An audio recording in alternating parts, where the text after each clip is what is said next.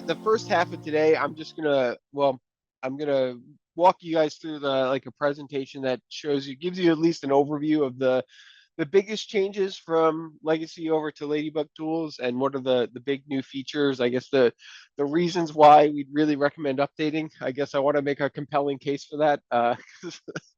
If you're still using Legacy at this point, I mean, I know Legacy was around for a long time, so I know it'll take a long time to convert over to that. But we've now had Ladybug Tools for a good 4 years now. So it has a lot of pretty awesome features, I think, and a lot of like improvements over Legacy that I want to go through.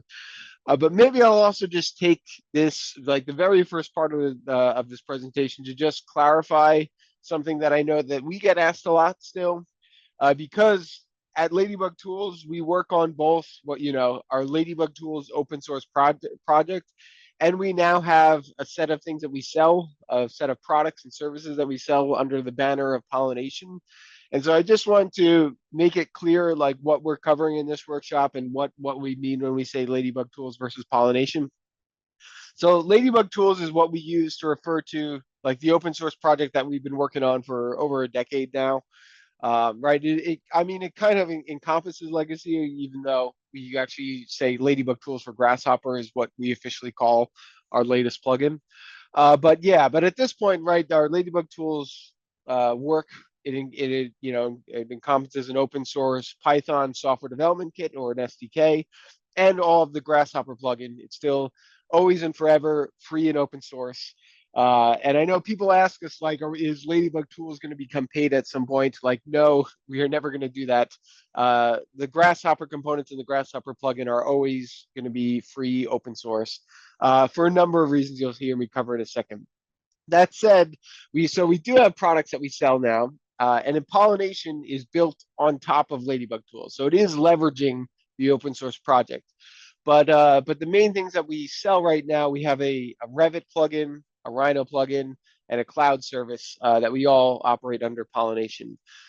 So those together, I mean, just to clarify what goes under which category. So Ladybug Tools, right? Ladybug Tools refers to these set of insects, and the ones that are still under very kind of heavy active development. I wouldn't say heavy at this point because they're very stable, but the ones that we're still maintaining and very much supporting and adding stuff to are Ladybug, Honeybee, and Dragonfly.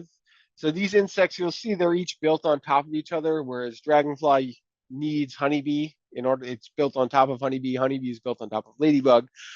So these three insects are what we really typically, when we say Ladybug Tools for Grasshopper, we're referring to those.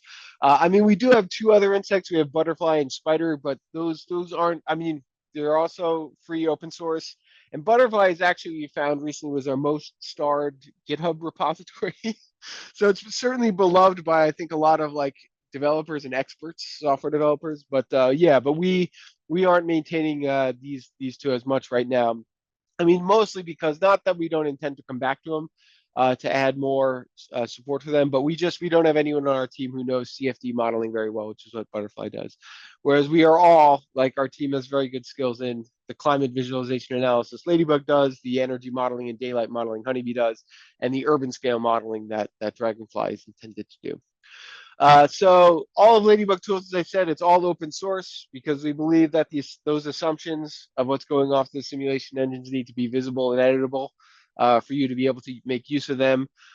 We never at Ladybug Tools make our own simulation engines.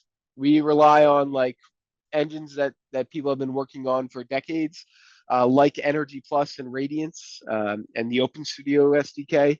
Right, all of those, or OpenFOAM in the case of Butterfly, all these are open source engines that we connect out to. So we aren't going to do that ourselves because a bunch of scientists have already spent decades working on these nice scientifically validated engines. And then lastly, right, it's meant to be free and flexible, so you never have any barriers to doing anything custom that you want. So that's all part of values of Ladybug Tools. And at this point, like, I mean, most of you guys are probably aware, if you've been on our forum, that we have a big community around Ladybug Tools. We just passed like 750,000 downloads of Ladybug Tools. I think it was earlier this year. Like, we have a forum that gets around 3,000 people at least visiting it, or registered accounts visiting it. There's 6,000 page views on that forum. Right? A lot of people posting pretty regularly and checking solutions on that forum.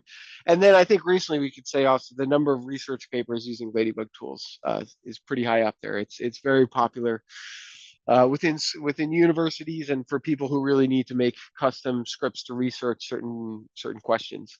So that's Ladybug tools, and that's what we're going to cover today. Just to explain again what pollination is. So pollination is a collection of tools and services for building environmental simulation. And really, all of the stuff that we sell under pollination is aimed at tackling this one problem in the industry that we call the 2-week turnaround problem.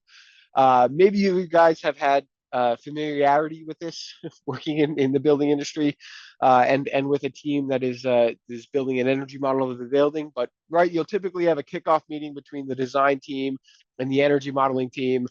You have a project timeline with a deadline on it. And then after that kickoff meeting, the two part ways. The energy modeler doesn't do anything for several weeks or months, whereas the design team gets deep into developing the design option.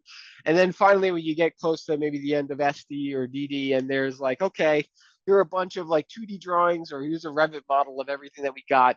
Energy modeler, make our energy modeler for us, right? And then and then this usually begins a process of like the energy modeler says, okay, I got it. And then they will spend a week or more, maybe even like 2 weeks, just redrawing all of that geometry from the Revit model and the drawings in some sort of building energy simulation and platform. Right, so there's all this time happening without any feedback. Finally, they get to running the simulation, which is like just a couple of days, and they send back a PDF report. And the design team says, "Oh, thank you very much for this PDF report. The design is completely different now that we're 2 weeks later. We'll still put this in our submission, but I don't know how relevant it is or if we should really make any decisions based on it right now." Right. So this is a problem in the industry that is like I think a lot of us can relate to it if you've ever had to be a part of a team working between design and energy modeling. And so all of our pollination projects are aimed at compressing this 2-week turnaround problem down to something that can be a day or two at most, and by a long shot, the biggest part of this whole problem is just the redrawing from scratch. So the most popular part of the things that we sell right now are two CAD plugins or BIM plugins. We have a Rhino plugin and a Revit plugin. Revit plugin is most, and we do have cloud computing for speeding up that part. But I mean, you guys see the running the simulation part, right? Is kind of, it's not the biggest time consuming part of this whole 2-week turnaround problem. But we're trying to address it from all angles. So the main thing is, right, our Revit plugins are a reliable way to get from BIM to a building energy model or a building performance model. Right, and the models that you make with our Revit plugin are fully compatible with Ladybug tools. You can run the simulations with them just like you can if you had made it natively in Grasshopper. And you can export it to a whole wide range of different energy modeling platforms. And our Rhino plugin, I mean, a lot of us, I don't need to tell you guys that Rhino just has, it's the best like geometry engine available out there on the commercial market. So it provides a very flexible interface for creating and fixing. If you do have to redraw from scratch, do it in Rhino just because you have so much geometry freedom and control there. And then and our cloud service it's a web-based platform for running cloud simulation. So that's okay. That's Ladybug tools, and then pollination. Just so you know, we're pretty much going to be I'm going to be only talking about Ladybug tools, our open source project, over the next few what should I say? Pretty much the rest of this workshop. But I just want you to be aware we have pollination there. And generally, right, the line in which we decide something is part of Ladybug tools versus pollination, if it has anything to do with simulation capability, making your models more accurate, your energy plus simulations more accurate, we're going to make that open source. We're never going to charge you access to have better accuracy of your simulation. But if it's about ease of use, speed, speed of being able to do stuff, or convenience, right? Like, I mean, the ability to get something quickly from Revit over into a building energy platform, that's something we're going to sell, right? We're never going to really put a paywall behind some sort of simulation capability, but we do for, convenience, selling convenience and speed and ease of use. That's where we make our bread and butter in Ladybug tools. Okay. Oh, and one more thing. Happy fall. Happy autumn. I had to find some way to put these jack-o'-lanterns that I carved recently. But okay. All right. So with that introduction, we're going to go through, I'm going to go take you through a bunch of like overall improvements that have happened between Legacy and Ladybug Tools. We're probably actually going to spend the whole first half of this morning just going through these. I'm going to have you guys open up some sample files so you can kind of get a sense of and see what we talk about. Actually, and now I should ask this just in case any of you need to run this. Did everybody run the Pollination single click installer that Mustafa said? He sent out an email to everybody 2 days ago. Just raise your hand, or can you unmute yourself if you don't have it? Or give me a thumbs up. Thank you, Jasmine. Right, if you did install it. I installed it. You installed it. Thank you. Yeah, Okay, got it. awesome. Okay, great. And everybody has like a copy. I'm assuming of Rhino. Either it could still be Rhino 6, although I'd really tell you it's time to update. But Rhino 6, 7, or 8. Everyone has one of those. I'd assume so. Yeah, if you join this workshop. Okay, so just to make sure, right, you'll need that in order to be able to open up all the sample files, and yeah, and maybe also the single click installer is itself something that is new compared to Legacy. In Legacy, we didn't have like a single click installer that you could just give to your IT department to install everything for you. So that's probably actually the first. You already saw the first overall improvement from Legacy over to Ladybug Tools. And yeah, and the really good thing about that installer, by the way, if you didn't realize it when it was happening, it installs a copy of all of the simulation engines. So you get a copy of OpenStudio, Energy Plus, Radiance. Right, it's all of this is now like we packaged everything into a compatible release, right? And so this way, right, it's all kind of self-contained. It's not going to be influenced by like your installation of Ladybug Tools is not going to be influenced by other versions of OpenStudio or Radiance you might have installed on your system, right? These are all sort of pain in the necks that I think in Legacy we had to deal with every once in a while. But that single click installer should make it much easier to deploy stuff across your office. The IT departments are going to like it more because we did a whole bunch of like, making sure the installer is signed by our, and has our Ladybug Tools LLC mark on it. So I think that's the first thing. But yeah, I'm gonna go through a bunch of other stuff for this. If I have time today, I can tell you maybe some of the more specific improvements to energy and radiance workflows. But I mean, I think for those, like the most important stuff I want to cover are these overall improvements. So we'll get to those if we have time. And even like Dragonfly itself is a whole new plugin that didn't really exist in Legacy. So I could talk a little bit about that. But the main thing, my goal for at least the next hour is just to get through these overall improvements, have you guys open up some sample files and understand what I'm talking about. So, all right. So first off is, big reasons why you should upgrade from Legacy to Ladybug Tools. So speed and performance. So a lot of the components, I mean, almost all, I do want to say almost all the components run in significantly less time than their Legacy counterparts. A lot of times you'll find this is like less than half. And really, this is thanks pretty much entirely to better written code. If I could say, when I first started contributing to Legacy, our Legacy Ladybug and Honeybee plugins, I did not know how to code in Python. I mean, Mustafa was very helpful with walking me through my first component. So I made a whole lot of mistakes when I was making the Legacy code back in the day. So Ladybug Tools is a ground up code revision from Legacy. And so for that reason, we were able to make it a lot more efficient. So for example, here's like a comparison of the Ladybug Tools, a recent version of the direct sun hours study, or sunlight hours as it was called in Legacy, right? It's just a shadow study. And you can see in Ladybug Tools, and the new version of this one ran in like 12.5 seconds. The Legacy counterpart is running in 3 times that, right? Or more than 3 times that, actually. It's running in like 46 seconds. Right, and all this has to do with, I mean, again, better written code under the hood. And honestly, if I'm being honest, a lot of it just has to do with being smart about what we dump into the Grasshopper UI. So something like this intersection matrix, right? This is a matrix that contains all the results of, do you see sun at this point at this hour? It's a huge amount of data. We're very smart about like wrapping all that data into something that you can optionally deconstruct into a big Grasshopper data tree. Whereas in Legacy, right, we just dumped all that data and let Grasshopper deal with it, which definitely took a whole lot of time, runtime of the component. So this is one big benefit, though. You'll find a lot of stuff runs in significantly less time. And why it matters, like I know a lot of the times we just say, "Oh, I made it more efficient," and it doesn't. It's kind of amazing that as many people use Legacy as it did when it was so inefficient. So efficiency only matters to a point. But I mean, when you have now Ladybug tools with this greater speed and performance, you can be much more productive, right? You can make scripts much faster, build larger models than you could previously, right? There are a lot of new capabilities that weren't really. I mean, you'd just be sitting around a long time waiting to make a large model, right? Every time you connected up something to a new component. And so this is, working in Ladybug tools, you can easily build things much larger.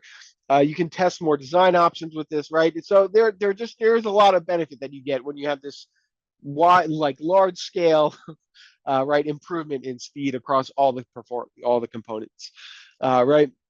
So, and for example, right, this is creating a honeybee model with 100 rooms, right? It's 1.2 seconds to do everything in LBT honeybee, whereas it was 11.4 seconds, right? This adds up when it's done over the whole plugin.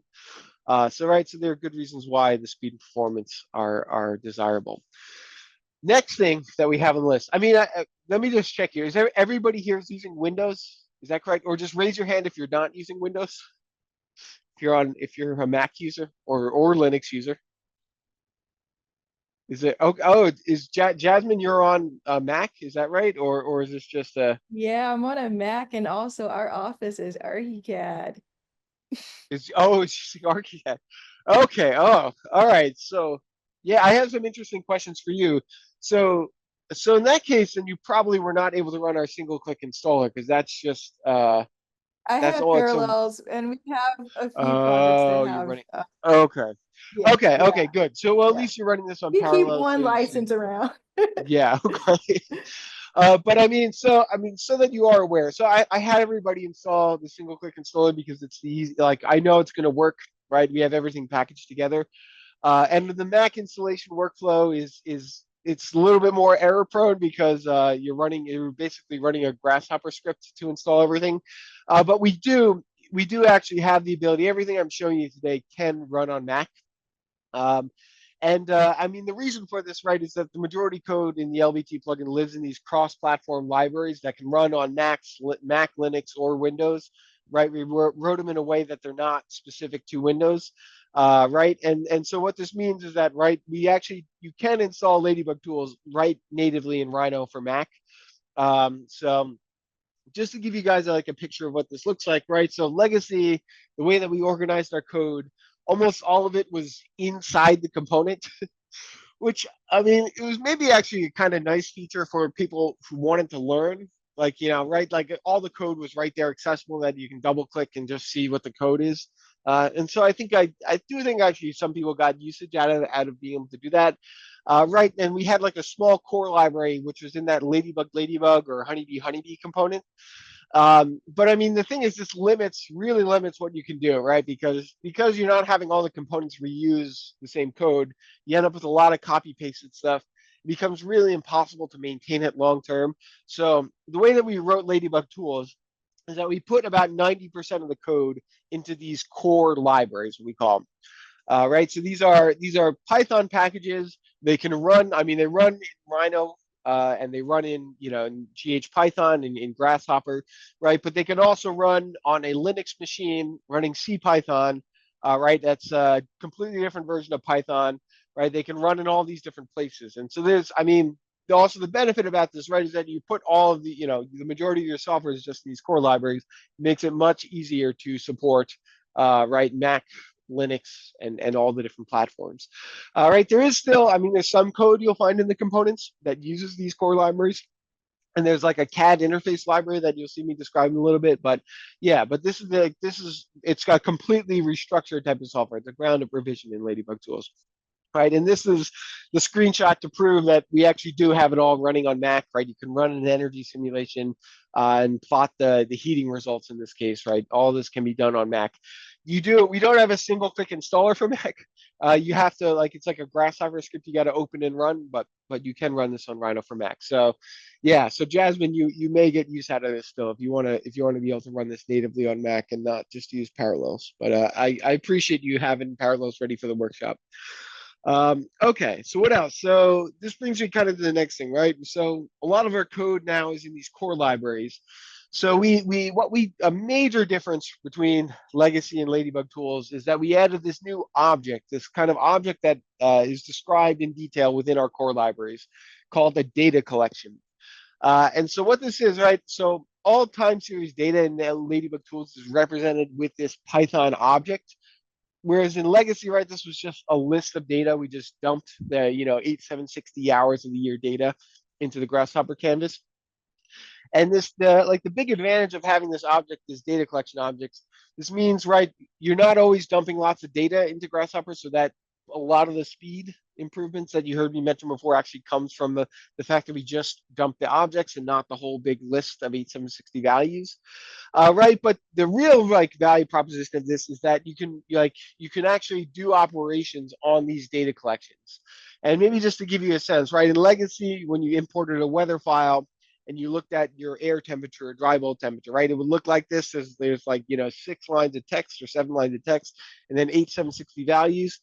This is what it looks like now in Ladybug Tools, right? You import the UPW file, but out of that dry bulb temperature output, you get this data collection object, right? And you can deconstruct that into the header or metadata and the values if you need them. But the fact that it's an object actually gives you a lot of power because, for example, right, this is what you can do with the data collection object. So not only does it make it like the whole platform lighter, because you can just work with like, let's say, a list of data collections rather than a big data tree, like a list of lists of values. The data collection object actually has a lot of methods on it. Like a lot of operations can be done just by accessing this data collection object. And I'll show you this in a second, right? But so let's say you just want to get the average value over across all the time series data, right? You just want the average temperature for this data collection that you have here, right? All that you have to do is just type into a little GH Python component, x dot average, right? X being the input data collection, right? And that'll give you the average temperature, the average of the whole time series. Or let's say you want to interpolate the data, right? Like normally the data is hourly as it comes from an EPW, but let's say you want to get data for every half hour, right? You can interpolate between those, right? Just using this simple method called an interpolate to time step. And all of the operations that you're used to doing with legacy plugins, like for example, analysis periods, conditional statements, right? All these are methods on the data collection object itself. And so we loaded up the data collection with a lot of pretty useful methods that really so you can do any type of analysis on top of this that you might want to. All right. So, I mean, yeah, I already mentioned the performance benefit of using the data collection objects, but right, you have dozens of properties and methods that make this data collection object much more useful. And what you'll find also too is that all the components under the hood are actually just using these methods, right? They're just using the methods of the data collection object. So it makes the code inside the component a lot lighter and easier to understand because it's just using these methods. So probably the next question you have is like, okay, how do I actually find all the methods that you have for these things? And I'm glad I asked myself because now I get to the next section.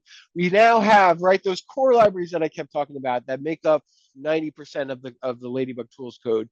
These now all have their own documentation and they're all kind of integrated into an SDK, which you can think of if you guys have worked with Rhino Common SDK. It's very similar in principle to that. Or if you guys have worked maybe with OpenStudio SDK, right? So SDKs are kind of the language of how people leverage software to build new tools on top of it. So Ladybug Tools now has its own SDK, right? And its own SDK documentation here, right? So right, I already said it's just like these libraries. And you can install these libraries, right? You can import them directly into the GH Python as I showed you in the previous slide, or you can pip install them if you guys have ever worked with the Python package manager pip. All right, so you can actually run these libraries from lots of different places. But just to give you a sense, right? I mean, the whole goal is to make it much easier to build off of Ladybug Tools. But I just did like a revamp of our whole Ladybug Tools SDK documentation. So you can see we have a bunch of different packages right now. Let's say if you just want to like look in Ladybug, if you want to do some operations on weather data, right? All you have to do is click on Ladybug. It brings you to this searchable documentation. And let's say you wanted to work with like, you have an EPW file, you want to work with that. You can just search for EPW. It'll bring up everything related to EPW here. Right, Ladybug, this EPW module seems like a good place. So you can go here and you can see, right, we have this object, right? We represent the EPW as an object in Python in our SDK, right? And this object has all of these properties, like, all these things you can pull from it, right? The relative humidity, the dry bulb, right? And you can see all the operations you can do with it. You can write it to a WEA file if you know what that is, right? You can convert it, the whole EPW over to IP units, right? There are all these like methods and stuff that you can find on the exactly within our documentation here, right? So this is the beauty, right, of having all the everything together into an SDK here, right? It's much easier to build off of what we've done here when you have a core library like this. So let me see. Actually, wait, let me just go back to presenting this as a slide. Right. So the big, like, what are, like, just to give you some examples, what can you do now that all the code is in this reusable SDK? So one thing you could do, right? This was a common thing that we did in Legacy, right? I would see people building off of our Legacy Ladybug plugins by making clusters of Ladybug Tools component, or sorry, of Legacy Ladybug components, right? So I think this was a component that our good friend Byron made, which was useful for what he was trying. He was trying to do a specific type of solar analysis that related to, I think, a regulation within the UK, and he codified this all into his own like cluster Grasshopper component, right? That had a bunch of different Ladybug Tools components inside of it, which worked. It was very good for his purposes, but I mean, this becomes a nightmare to maintain, right? Because every time we release a new version of Ladybug Tools, you have to go inside the cluster and update every single component. So that's a lot of work, and then remake the cluster. So I mean that was always challenging, right? And I mean the other thing is too, right, is that these components would, we'd add new inputs or outputs to components, right? But even if like the methods underneath the components weren't really changing, right, we're adding in and subtracting new things, and so yeah, it just makes it much more difficult to reuse and maintain over time. So the beautiful thing is right now, what used to be a bunch of different Grasshopper components can just be this simple little script, 20 lines of Python using methods in our SDK that we try very hard to not change. I mean, maybe we might add in a new argument, but it will be optional on these methods, right? So it won't break any of the things you have before, right? And this becomes now much more stable over time, much easier to maintain. Um, and now, like, it's all wrapped in just like 20 lines of Python rather than 20 separate Grasshopper components. All right, so that's like the real value proposition of what you get when you have a scripting in like a SDK like what we offer now. To give you guys another example, I don't know have any of you actually used the new Rhino 8 script editor that Ihsan from McNeil, he's the main genius behind it. But yeah, I don't know if any of you We guys were going to say, yeah, you've used it. we've actually been using it a lot. However, I don't know if you've heard of these latest netcore issues with Oh, Rhino in Rhino 8. So yeah. we've been kind of shut out of Rhino 8 for the last month and probably for the next month until those are figured out. So it's halted all of our progress. Yeah. I mean, McNeil finally made the change. Like the default version of the .NET framework that they use shifted or sorry, it shifted the version of the .NET runtime shifted from Net Framework to Net Core. Yeah. Yeah, and so yeah, I caused a lot of headaches on our end too. What I can tell you now, like the latest release of Ladybug Tools with the Pollination single click installer, that should all be compatible with the new .NET Core. There's one bug that we found that, I mean, it's very minor. I don't think you'll encounter it, and we're going to fix it like before the next release.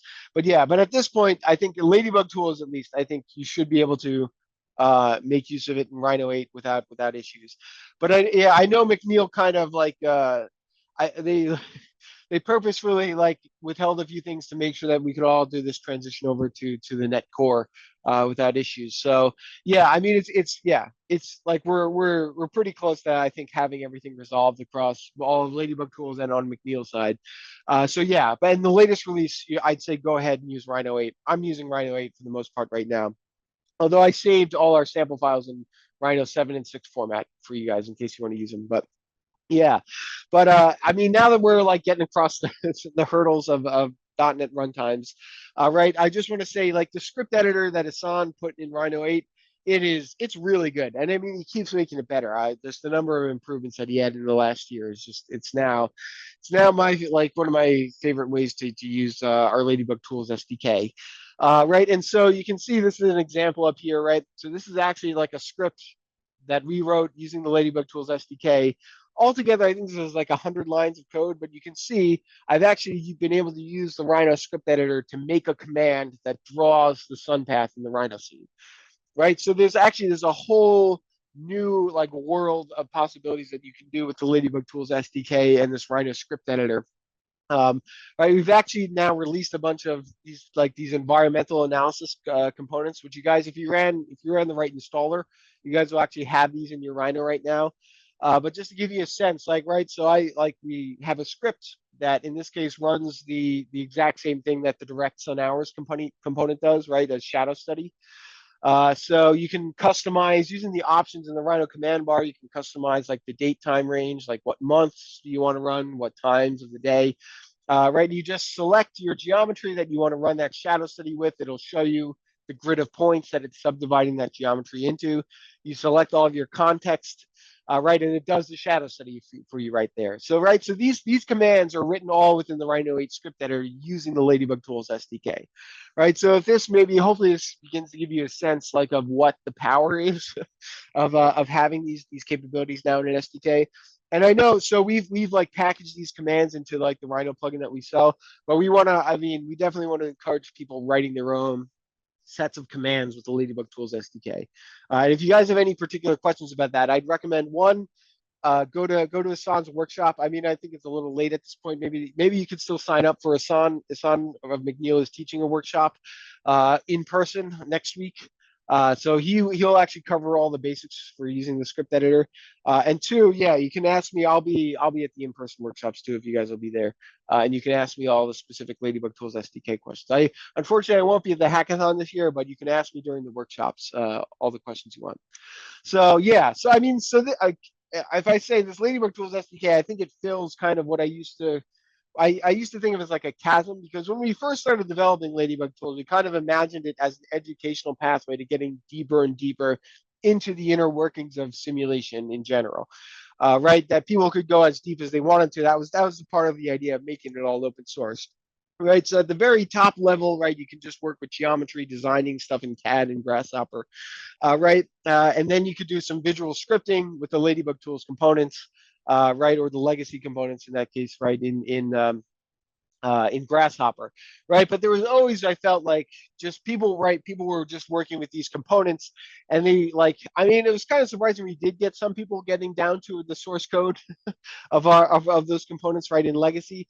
But there was always kind of a big chasm between these two, right? Like it's just the jumping from visual scripting down to Python source code was a big jump for everyone. So it's that like I felt people weren't really able to get to the deeper levels I wanted them to get to with actually understanding the input, like the engine, the simulations under the hood, and even the source code of those engines, right? So the Ladybug Tools SDK kind of fills this mid layer between right visual scripting with components and actually looking at the raw Python under the hood, right? It gives you a whole bunch of methods to access all these Ladybug Tools functionalities in Python without having to get into the nitty gritty details of the source code.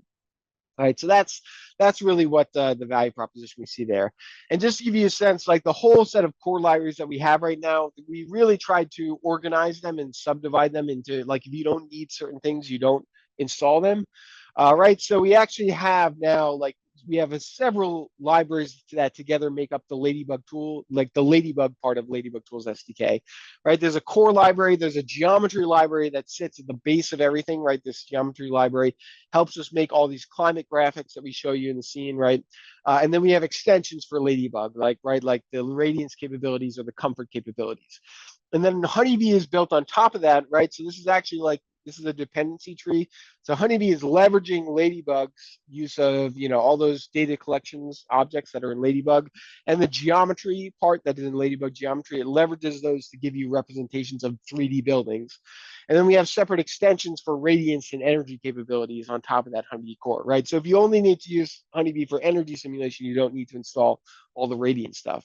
And then Dragonfly is one level even on top of all that, right? So Dragonfly is like an abstraction of the Honeybee geometry, where every room's an extruded floor plate, makes it a little easier to edit and then build things on top of that. And we separate the extensions for those two. I think it's important also, right? We have actually all of these little sub libraries that do various little things, right? They're all utilities helping do certain things, whether it's visualization or displaying the different geometry outputs.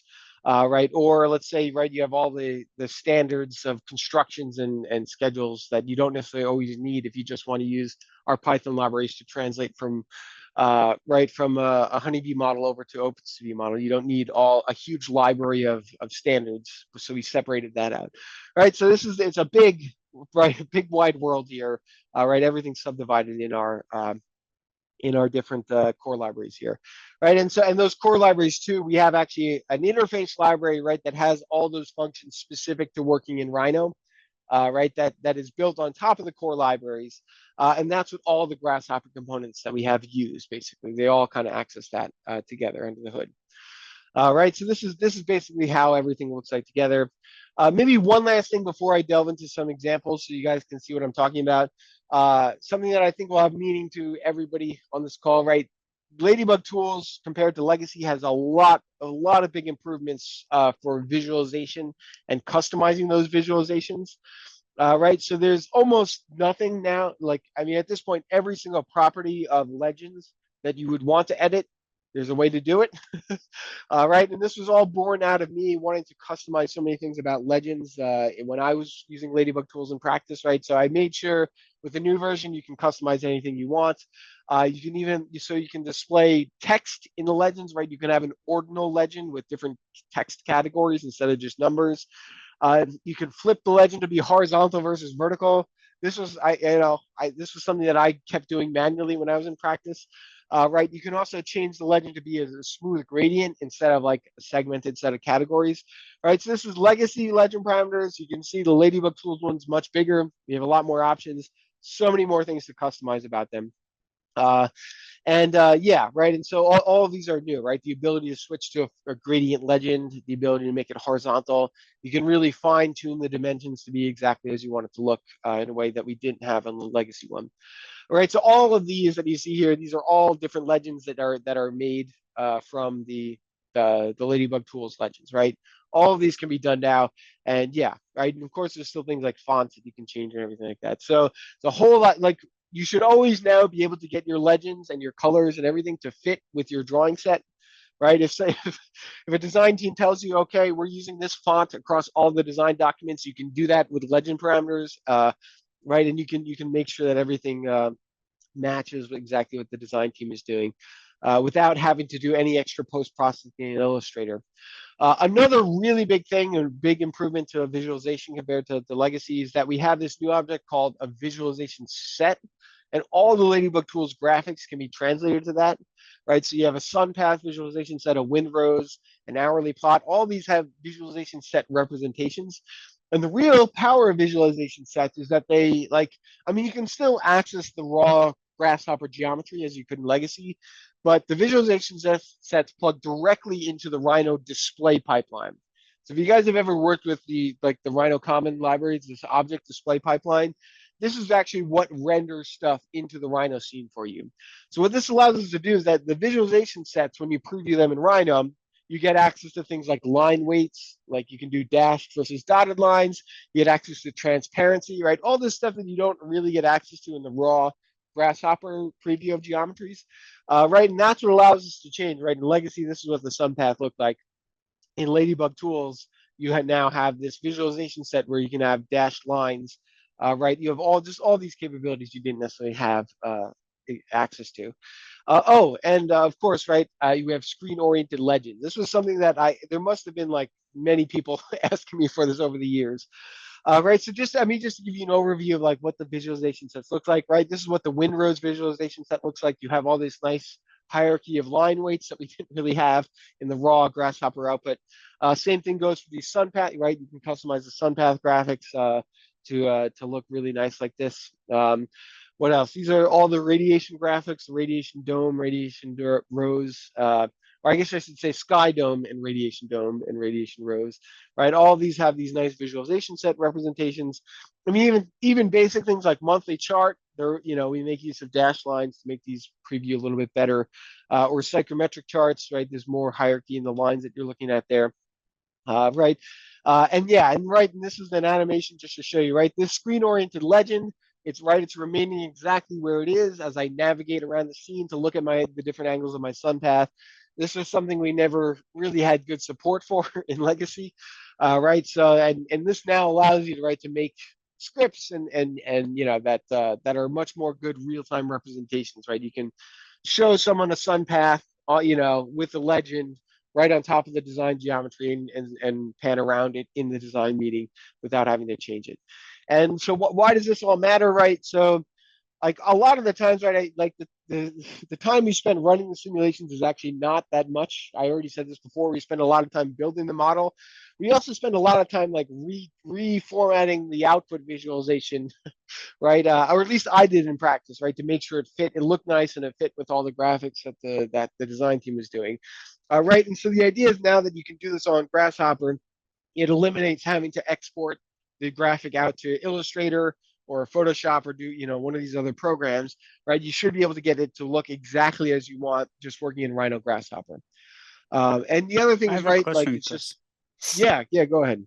Go ahead, Remy. So with this new visualization set, is that why, for instance, in the sun path in the new Ladybug components, there's no option to change the scale anymore as opposed to in Legacy? Is that now something that you do in the visualization set, or is that gone? You can still do that on the Grasshopper component. There's a scale input. Are you asking Oh, about really? something else? Yeah. Yeah, I'll show you in a sec. We're about to open Okay. up a sample file with the sun path in it. Cool. I'll show you Chris, yeah. I think the question is about the scaling the suns, not the sun paths. Yeah. Am I right? Yeah, Oh, scaling like yes. Okay. this whole thing. Okay, scaling this. Yeah.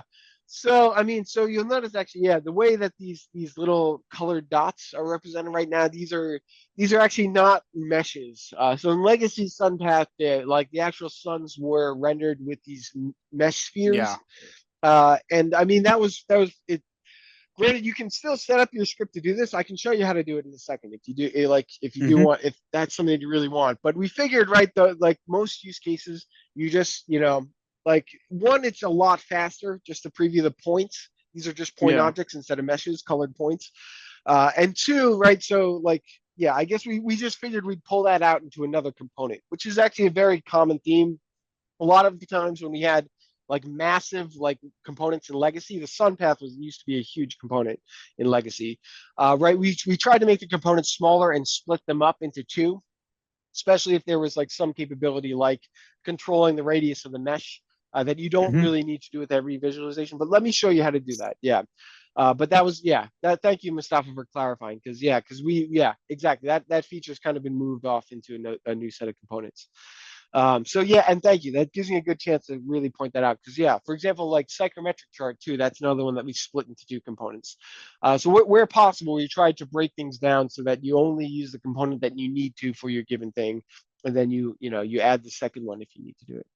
But yeah, and also I should say, like for those of you who still want to go over to Illustrator or Affinity Designer in this case here, we still fully support those workflows, but we tried to make the visualizations as customizable as we can. All right, so yeah, you already got one question from me, Remy. So let me have you guys open up Rhino right now. Maybe just because I know some of you are probably using Rhino 7. If the Rhino 8 .NET issues, I'll open up Rhino 7 on my end. But I want you guys to open up Rhino.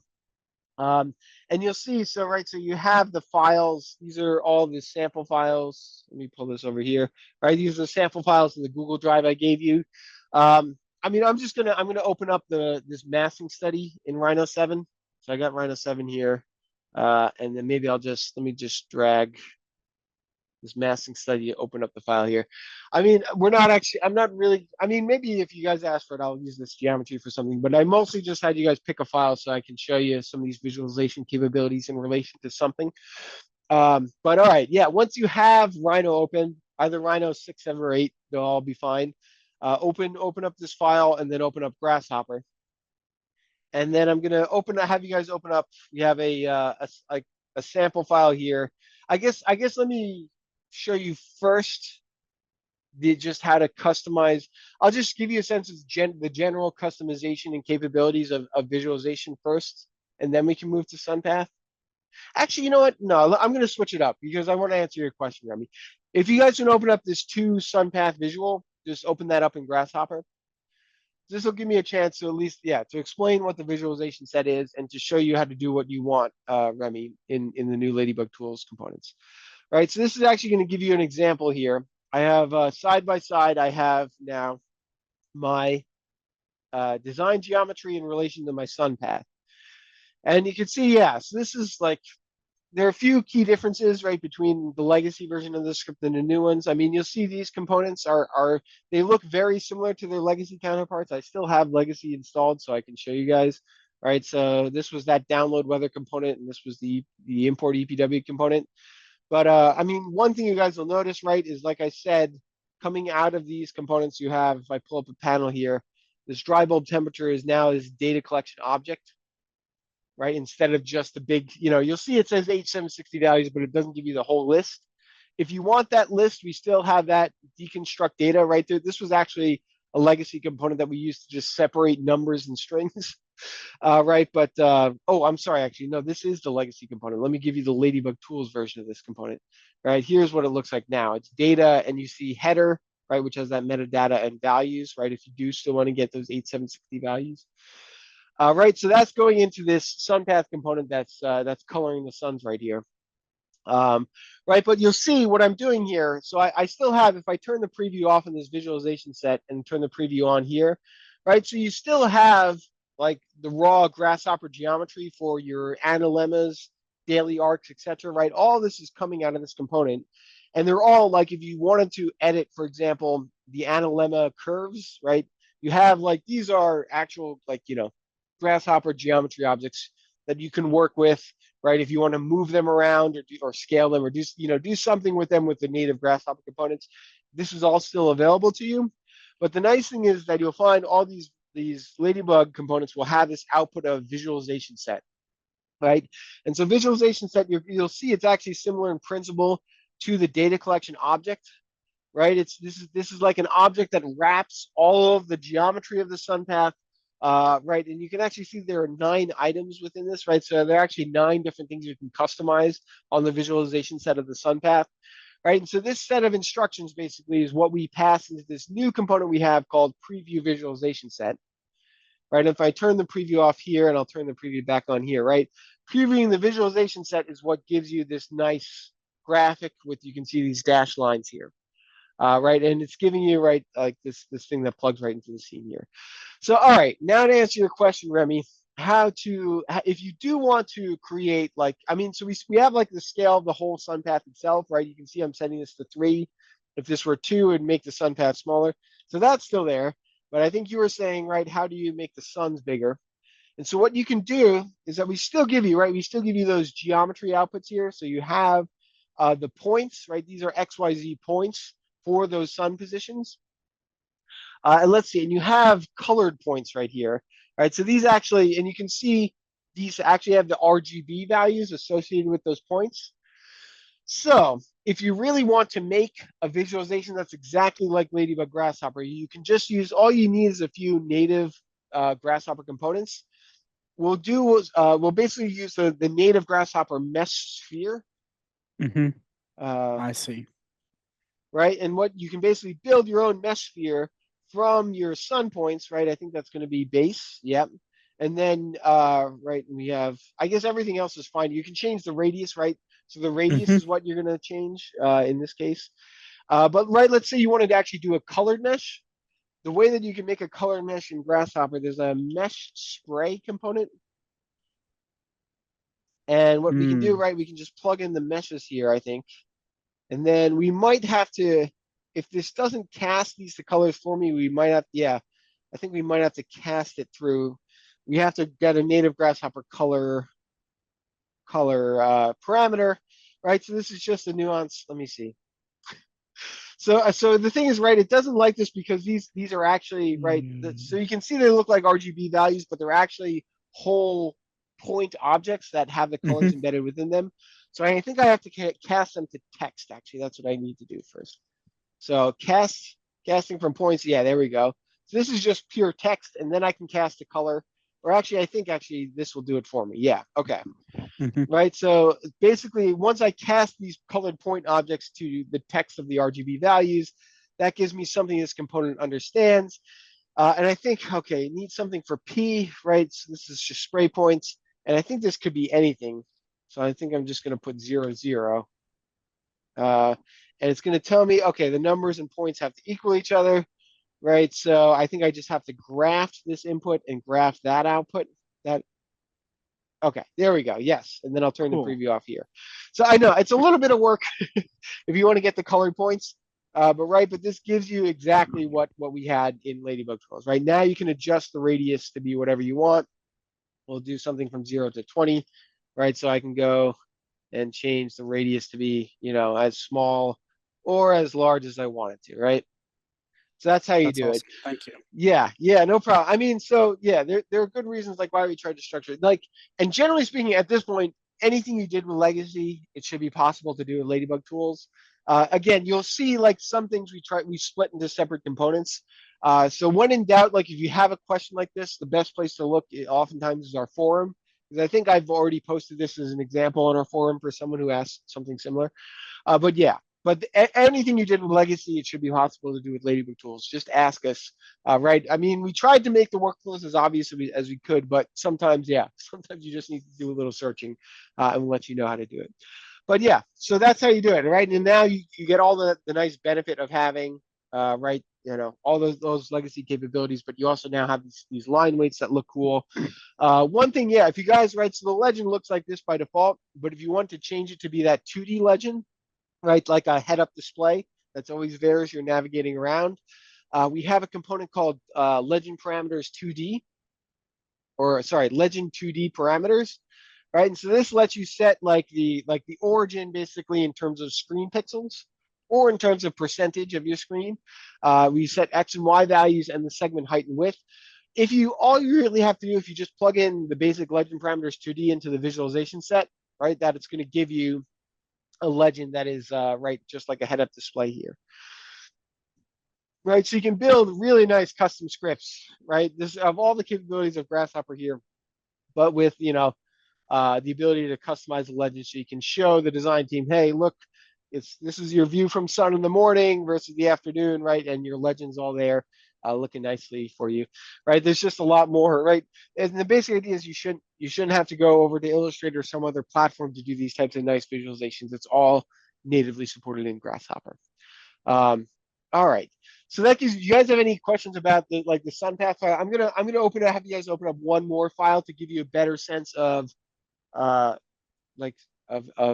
some of the other data collection capabilities and visualization capabilities. But any other questions?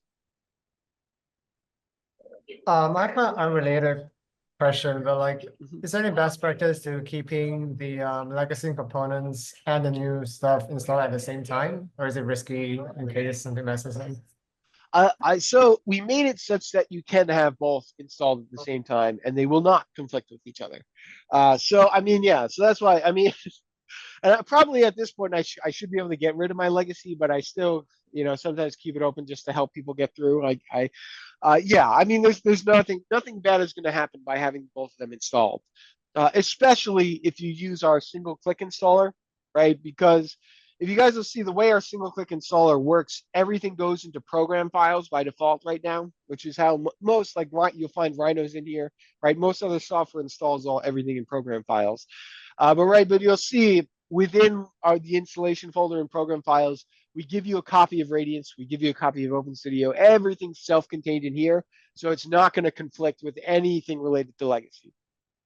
So yeah, so it's not risky to have them both installed. It is risky, I will say, to have a Grasshopper script that has both Legacy and Ladybug Tools components in it. That is not always guaranteed to work, right? The two are not really compatible with one another. I mean, maybe there are a few cases you can get away with it, but yeah. But I would, we try to make it so that you can just upgrade your Grasshopper scripts fully to Ladybug Tools from Legacy. So yeah, I'd say don't do that, but having the two installed at the same time is perfectly fine. And that's a really good question. Thank you for asking that, Cece. Yeah, any other questions? Hello. I do have a question, although I'm just studying Grasshopper. When I was implementing the honeybee part for the honeybee read result face results, and I take the output and I insert into the data or data input for honeybee color faces. The output is different from using the colors that are reflected on the faces are kind of difficult for me to implement because each face has just one color. But when I use the HP face by type component and I start taking the walls or the interior walls, every face separately, then the colors then the face then have different colors. Okay. I mean, so I do have at least some good news for you. So the question sounds a little, it's very specific to something that you've encountered. And I might encourage if you do get stuck in a situation like this, our forum is like a really good place to ask this type of specific question of how do you coordinate things. Because it sounds like it's mostly a matter of trying to match things between like data streams and Grasshopper, which not only, I mean, I'm good at, but like we have a lot of people on the forum who are really good at that. I do have some good news. So like we're gonna like in the second half of this workshop, when we get to the end, I'm gonna have us update a legacy script that uses the color by face component. So I think maybe at that point, that might be a good chance for me to show you exactly how the component works, because we do a lot of custom stuff with the output of that component in the script. So I think you got lucky that I picked an example file that is, I think, going to be relevant to answering your question. So how about we circle back to it? And if for whatever reason, like you don't get your answer, I can help you at the end. Go through that, and if not, we can always, like, the forum is always a great place to get get a question like that answered. But it sounds like it's just a matter of getting the two data streams in Grasshopper aligned, and I'll be able to show you an example of that shortly, or when we get to the second half of this workshop. But yeah, if you don't mind, are there any maybe questions that are any more specific to like the visualization sets or anything like that, or Ladybug in particular? Because I'm actually going to go through some honeybee improvements in a second. For the visualization set, so how do you control the line weights and the dashing and everything? Is that in Rhino or? It's all kind of within the display pipeline, right? So these are all, I mean, we kind of like, yeah. Are you asking, is there a way to customize the line weights? Yeah, like these, like the dash lines and the line weights, is that all just set by the component, the viz set component, or are those things you can change? So so by default, like there isn't really, we didn't build a Grasshopper component way to change those line weights, but because this is an object, right? Actually, it's a good segue to the next question, right? Because this is an object, you can actually go in bring there it into a GH Python component and do some customization of the visualization set in there. Okay. And maybe I can do that in a second. But let me. The visualization set's a pretty like complex object. But I mean, if I'm going to point no, you it's okay towards if the there's right, no. I was just wondering. Yeah, I mean, yeah, but there is always a way to do it, right? It's just and that's kind of the beauty of having it on like an SDK layer now, right? There's a lot of stuff that's like pretty deep in the weeds that we didn't want to put it on a Grasshopper component, but if you're advanced enough, you can customize that yourself. I'll tell you right now, to answer your specific question, like there is a package called Ladybug Display. That's where you're going to find a visualization set. Let me see. There's this visualization module, and right in the, let me see, it's specifically, this is analysis geometry. I want to find visualization set. So this is that object here. And why don't I paste it in the chat for everybody? Oh, and Mustafa already beat me there. Okay, thank you, Mustafa. Mustafa pasted in the chat for me. But yeah, this will give you all the objects, right? Basically everything you need to figure out where are those line weights being defined, so you can change Awesome. them. Thank you. Yeah. So all right. So actually, let's open up a separate file just so I can give you. I'll give you like a short sense of how you can do this, but I'm going to do it with the data collection object instead of the visualization set, because data collection is a little. I mean, it's used in a lot more places, I think, too, than visualization set. So if you guys open up this one visualization customization, right? So this is this like a simple script. All it's doing is plotting on a chart here some comfort, right? So this is a feels like temperature comfort metric called UTCI, or Universal Thermal Climate Index, right? And you can see we're looking at a visualization set of this. And I wanted to use this as an opportunity to really show you like what the legend parameters can do, right? So you can see I've done a lot of customization on this legend. Just to point out a few things here. I mean, of course, you have the same things like min and max and the colors that you could always do in Legacy that were important. But you can see I'm setting this continuous legend to true, right? So by default, it looks like this, categorized legend, right? This is still the default way that legends will display in Ladybug Tools.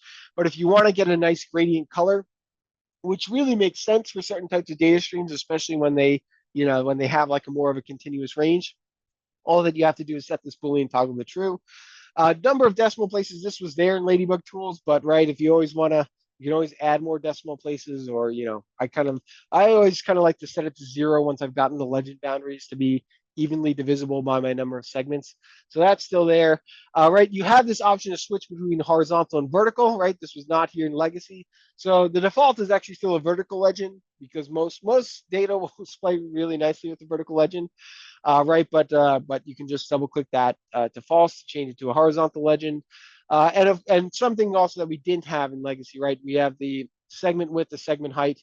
So if you wanted to change, I think the default segment height is different, right? It's a little bit higher up, right? But if you want to change that to either be like a narrower legend, you can change it to be that, right? You can customize both the width and height.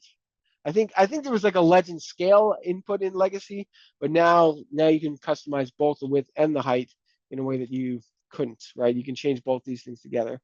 If I want to make the legend longer, for example, right, I can change that to 30, or I can change that to 10, right? All this stuff is customizable. Just go back to the default. And one more thing, right? I want to show you guys. So we have like ordinal legends.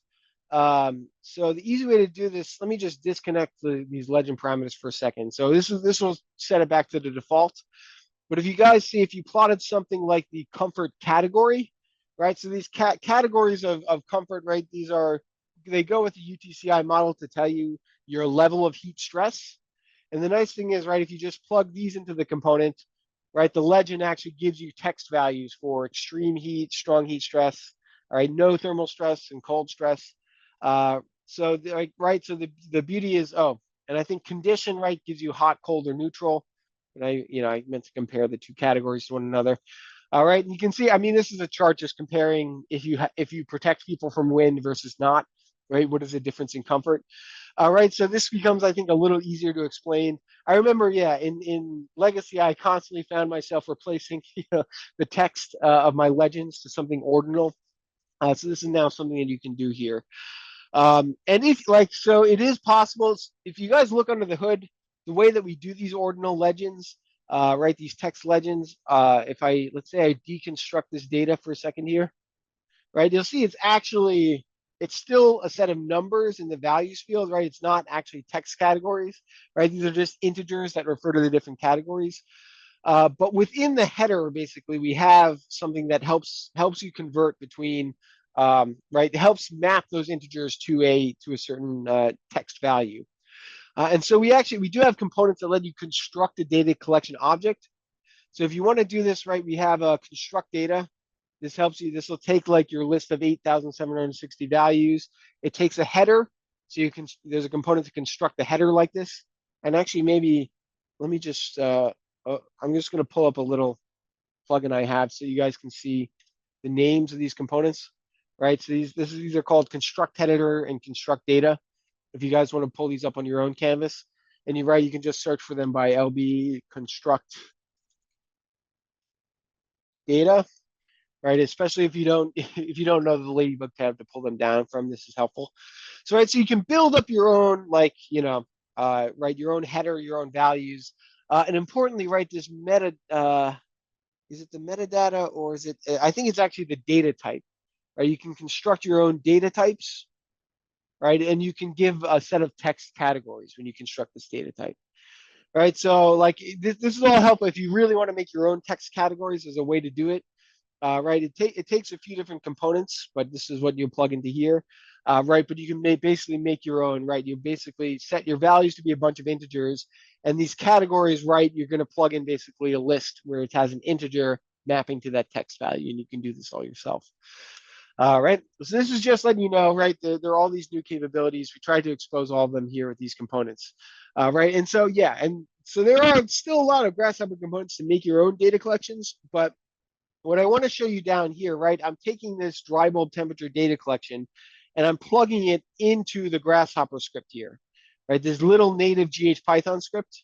If you guys double click the center of this component, you guys see, like, you could, of course, you could always do things with, like most things with the Grasshopper components, right? But let's say you just want to get the average of all the air temperature across the whole year. All you guys have to do, right? So if I just type the letter X, right? So the input X refers to this data collection object I plug in here. As long as you have a data collection plugged into this component, all you have to type is X and then dot. And it's going to bring up for you all of the properties and methods that are built into this data collection object, right? So if you wanted to get, I mean, you see in the script here, I was printing the average value, the average temperature. Let's say you want to get the bounds, right? The highest and lowest temperatures of this data collection, right? You can just say x dot bounds, and you can say, let's say, print that, right? This is all just, right, Python syntax. So, right, so in this case, I have a script that's going to print the bounds, the upper and lower bounds of that data. I mean, it's going to print the average. And then, right, you see this is a method I'm using here to interpolate that data to a time step, right? This is one of those other, if I say x dot, interpolate, right? This interpolate, well, you can interpolate over holes in a data collection. You can interpolate to time step, right? There are all these methods, right? You can group by month per hour. You can group by day, group by month. There are all these different operations you can perform in it, like filter by pattern, filter by conditional statement, right? Or by HOIs, all this stuff you can do, right? But this is one, for example, this is going to change the output of the component A to be an interpolated data collection, right? So I'll basically, instead of having 8,760 values, I'm going to have 2 times 8,760. So a value basically for every half hour of the year coming out of this component. So you can hit test here, right? And it shows me the lowest temperature in this data collection is like about almost minus 14. The highest value is 36.7. The average, right, that is printing here is 12.55. Right, so this is all data coming out here. And then this A value, this data collection, you can see instead of having, right, this is, instead of being an hourly data collection, this is a 30-minute continuous data collection. It's of dry bulb temperature in Celsius. And right, you now have a value for every half hour, not just every hour. And the beautiful thing about this, right, this is still a data collection object. It works with all of these components that take data collections as input, right? So what I can do, I can just plug in my half hourly data collection into this LB hourly plot. And here we go. Let me pull this down here so you guys can see just what I connected to what. Right, so I just connected my half hourly data collection, and you can see now this hourly plot, it's like well, you can see it's twice as high because it basically interpolated to that half hour time step. Right, so all this, right, there are all these capabilities now exposed to this data collection object. And if you guys see most of these components, right, like this, for example, we have a component for analysis period and a component that applies the analysis period, right, to a data collection. You can see if you double click that component, all that this apply analysis component is doing, right, it's just using these methods built into the data collection object. Right, so I'm showing you this. I know this is at a level of detail that you guys may not be working with normally, but I want just you guys to get an appreciation, right? So, like, we tried to make it very easy and a lot less scary to open up the Python editor here and just do a little bit of customization, right? all you really need is like a line or two of Python, and you can do some very powerful operations on these data collections, like what you see here, without having to really, right, without having to either drop a bunch of Grasshopper components on the script, or you know, without having to dig into the depths of our source code that much, right? These are just these high-level methods. You don't care how we interpolate the time step, for example, right? You don't care how we do this calculation. You just want to get a 30-minute time step, for example. Right. And also, right, I can show you, you can deconstruct this 30-minute time step, right? And you're getting values that are then interpolated to that value.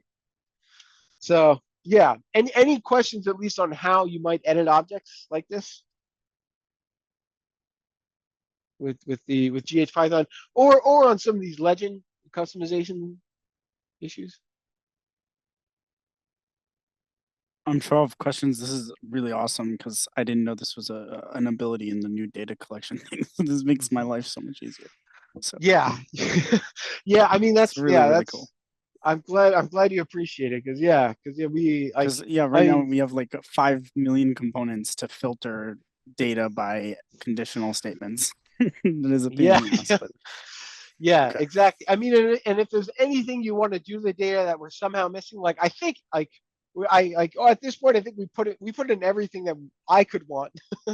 But yeah, but if you find anything that's missing in our, I mean, I know, so this is visualization set, but let me show you. If I go back to, right, we have the data collection object here in Ladybug core, right? You can see, right? Well, so this gives you like a, you know, you'll find even diagrams in here, but this gives you all the properties, right? And you can see we have different objects for daily data collections versus hourly continuous versus hourly discontinuous versus monthly, right? But you see all of these methods here, right? Like you can say, right, average daily, right, average monthly, compute function line. You can find it all here.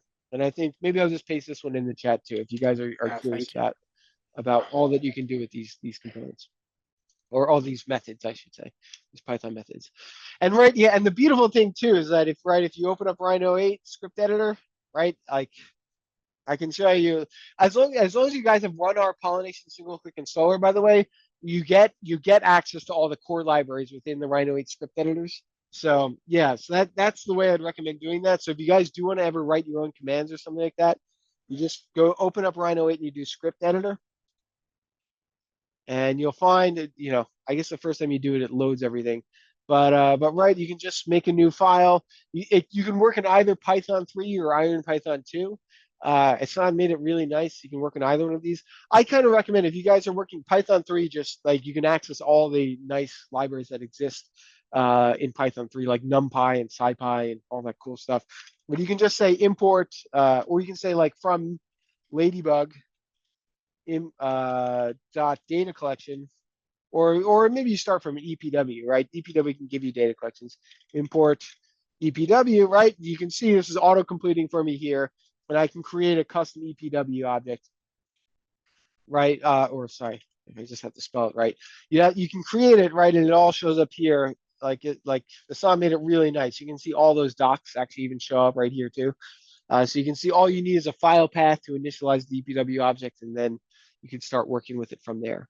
So yeah, so again, lots of cool things you can do with having things in cross-platform libraries. You can access it from the script editor, you can access it from the GH Python components. You can even access it if you guys code in like Visual Studio or like some other IDE, as they call it, right? You can import the libraries from there too. Okay, all right, I think I covered that a lot. I mean, I want to take a break for everybody in a second. But why don't I, if you don't mind, I'm just going to take some time and cover some of like the honeybee improvements, and then we'll call it a break. But yeah, just to explain some of the things. So most of those are like really overall. I mean, all the insects kind of benefit from visualization set, data collections, and stuff like that I just showed you, and this SDK. But to just explain some of the big changes that happened in Honeybee, because there were some pretty massive changes. One is that we added much better QA/QC tools. All right, so Honeybee actually has an entire tab devoted to visualizing the properties of your energy model and checking the attributes. Right, this was, I mean, we had a few things to do this in Legacy, but they were not they were not really good enough, I think, for the scale of building large energy models. Right, so we have components for coloring data. Like you can color the different surfaces of your energy models with the attributes. like U value or construction or radiance modifier or reflectance, radiance reflectance, right? And also like the text labeling attributes are much more faster. The other nice thing too that wasn't the case in Legacy, the geometry that you see from the visualization components in Honeybee, that is the exact geometry that goes off to the simulation engine. And there was not a one-to-one relationship between those two in Legacy. In Ladybug Tools, there is. So you can actually know pretty well what is going off to the energy simulation engine if you use Ladybug Tools. But here's just an example, right? I had a model with 100 rooms, but previously in Legacy, it was really tough for me to check what I guess program or schedules were assigned to each of those rooms. Now there's a component that just colors the rooms with those with those values, so that I can very quickly and easily figure out, okay, this one's assigned an office template, this one's assigned a laboratory, and you can QA/QC it much faster. Right, we also have components that will color the surfaces. In this case, right, I'm coloring all the different surfaces of my model with the R value. And I can see very quickly the roof has the best R value, followed by walls and the chinks and armor and my windows. Not only is this useful for just showing people, hey, the windows are your weak point in your insulation envelope of your envelope, but it really helps you quickly check, are your assumptions what they think they are? Is your R value actually what the energy code says and what you thought like you were assigning, or is it something you need to change? Right, and it's really important, right? Because like checking quality consumption, QA/QC is actually, that's a big fraction of what takes the time in building models. And one is like the geometry, right? But another huge part is just QA/QCing what assumptions you have assigned. Right, and of course, right now, hopefully the chances of you actually having something inaccurate in your simulation are far lower when you can look at them like this. Right, and I mean the consequences too of a wrong simulation result can be really bad, right? Like can make you actually falsely misinterpret what is a good or a bad strategy for your building. All right, very importantly, a lot of reasons why this is very important. But we had a bunch of new QA/QC tools, all kind of also built off these visualization capabilities. You'll see, right? So these actually have visualization set objects associated with them too, the components that do these visualizations. What else? So another big change. We now have, all of the objects that I just showed you, data collection, visualization set, and Honeybee models, they're all serializable into what we call a JSON representation.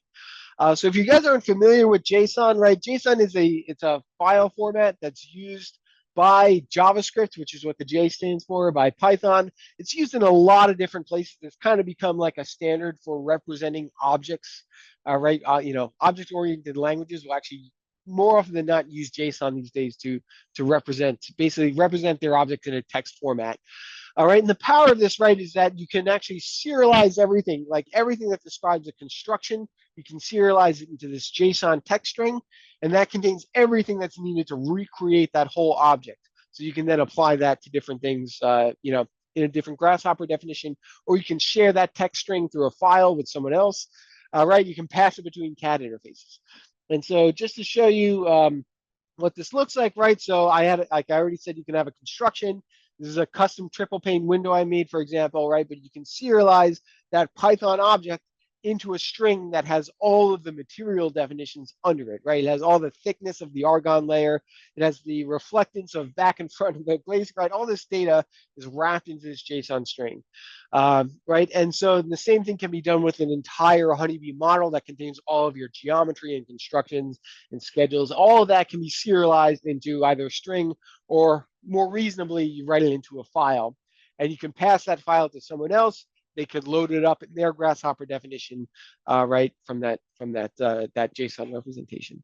And Jasmine, let's see, Jasmine had a good question in the chat. So are unit formats easy to switch? Oh, yes, units are a very good important thing. I didn't even show you guys this but yeah, why don't I just do this quickly here, right? So dry bulb temperature, right? You remember in Legacy, if you wanted to convert any data collection over to like IP units, right? There was a component to do it, but it was very specific to temperature.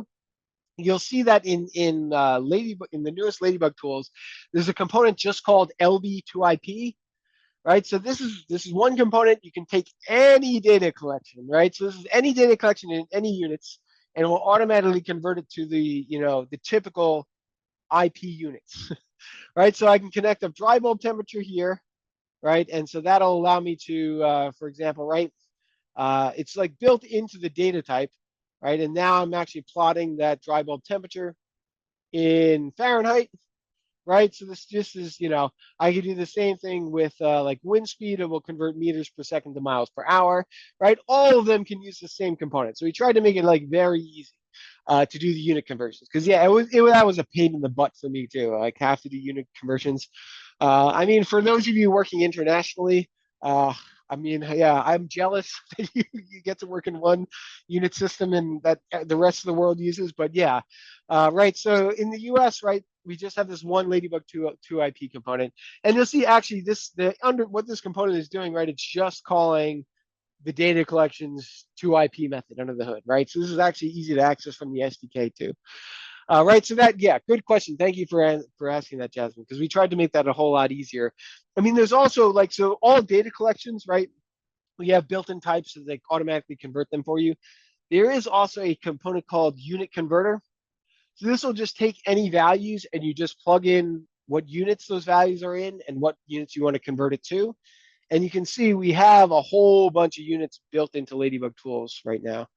Here, why don't I make this big? But yeah, almost anything you could think of, right? So we have energy intensity, right? So you can convert between like kilowatt hours per square meter to kBtu per square foot. Right, temperature, we have Celsius, Fahrenheit. You can even convert to Kelvin. So if you want to convert to one of these other units that are not a standard SI or IP value, there is a component called LB2 unit, right? And this lets you plug in, let's say, if you want to look at dry bulb temperature in Kelvin, probably this is not a very common use case, but right, you just plug in what the unit is here. You just plug in K, and that gives you the data collection out in Kelvin. And right, you can see it's 309 Kelvin is the maximum temperature. Right, so there should be pretty much any unit conversions you want to do. We've tried to build this in here. So you don't have to remember, you don't have to do any manual multiplication yourselves. You just have to remember what the abbreviation of the units are, right? And that allows you to use these components. So yeah, good question, Jasmine. Thank you for asking that. Wait till you get to international products. Yeah, yeah, I know. Yeah, Remy, I know what you're talking about. Yeah, like especially when it gets to, like watts per square foot, like that kills me, right? It's like you couldn't just pick a side. It's such a right? pain. It's such a pain. But you can see, I think we put in here. Yeah, you'll find under power. I think we have. There we go. Well, I guess under energy, at least energy intensity, we have watt hours. Yeah, we have kilowatt hours per square foot. So yeah, so I put that in there for those cases. Yeah, because I know it's just, yeah, the U.S. especially, man. All right, well, so okay, so to get back to what I was just describing here, and again, we'll go on a break shortly. I just want to give you guys just a quick overview of this, right?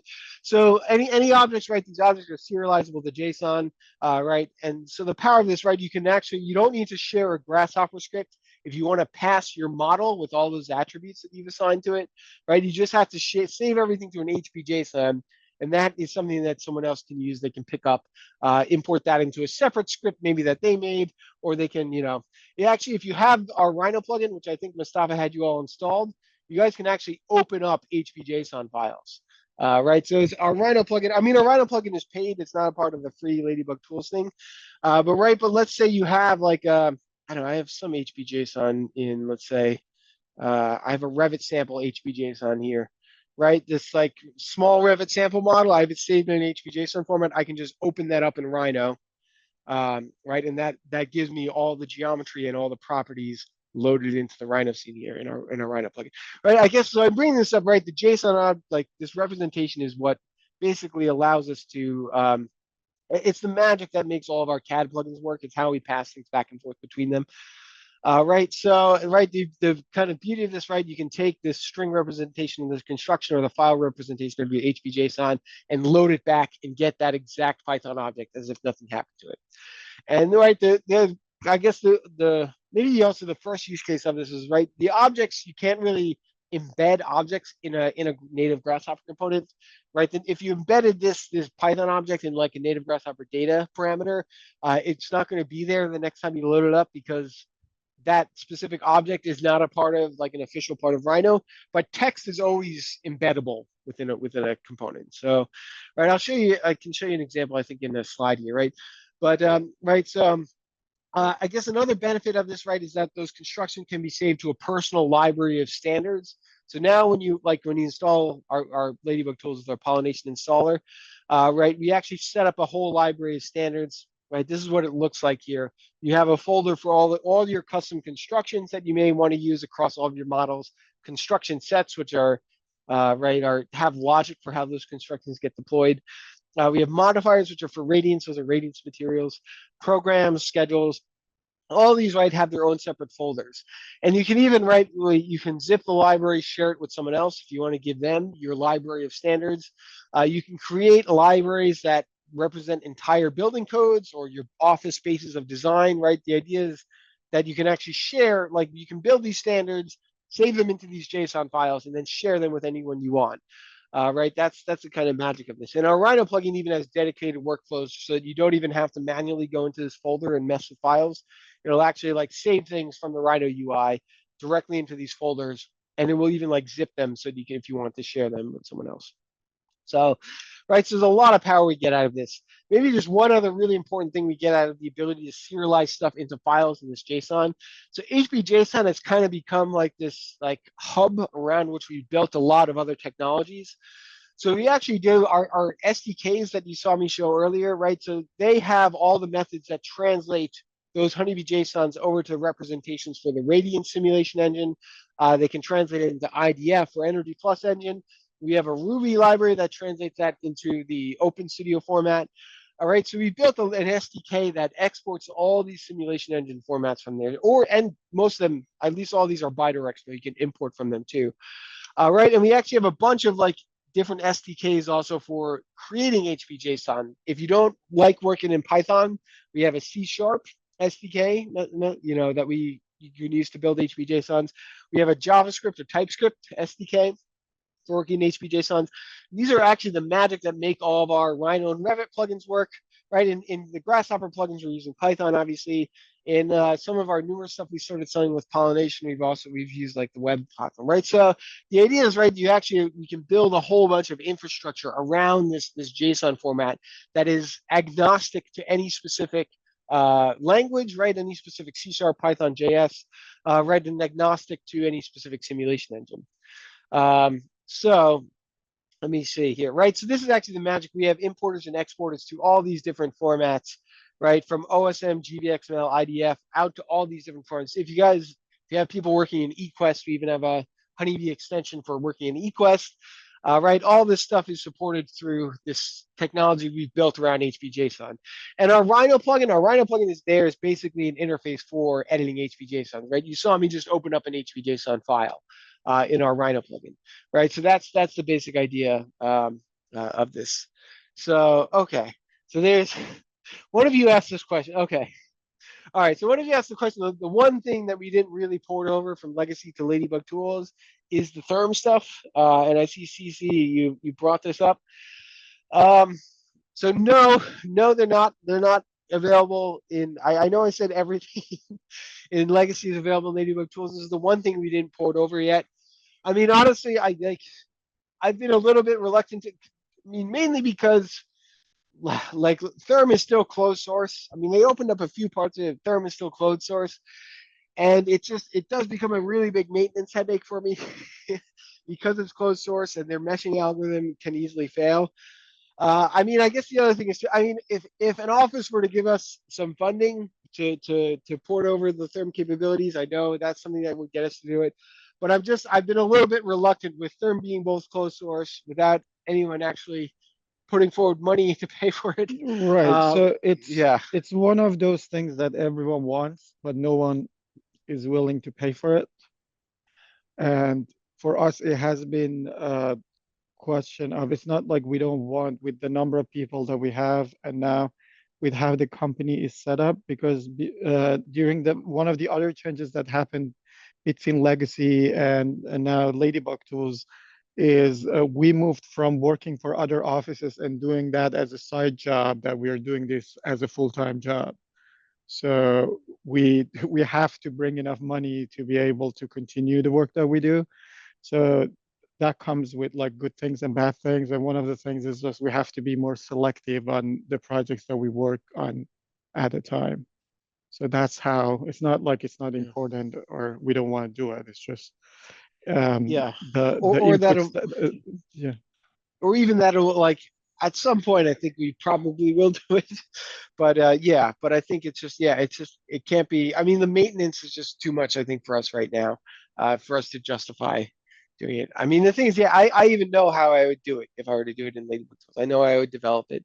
But I think, yeah, while Therm is closed and I know their meshing algorithm fails and I have no way to fix that or help the Therm team fix that, right? It's going to be a huge maintenance headache for me. And yeah, and I think it's just we had to pick a few things.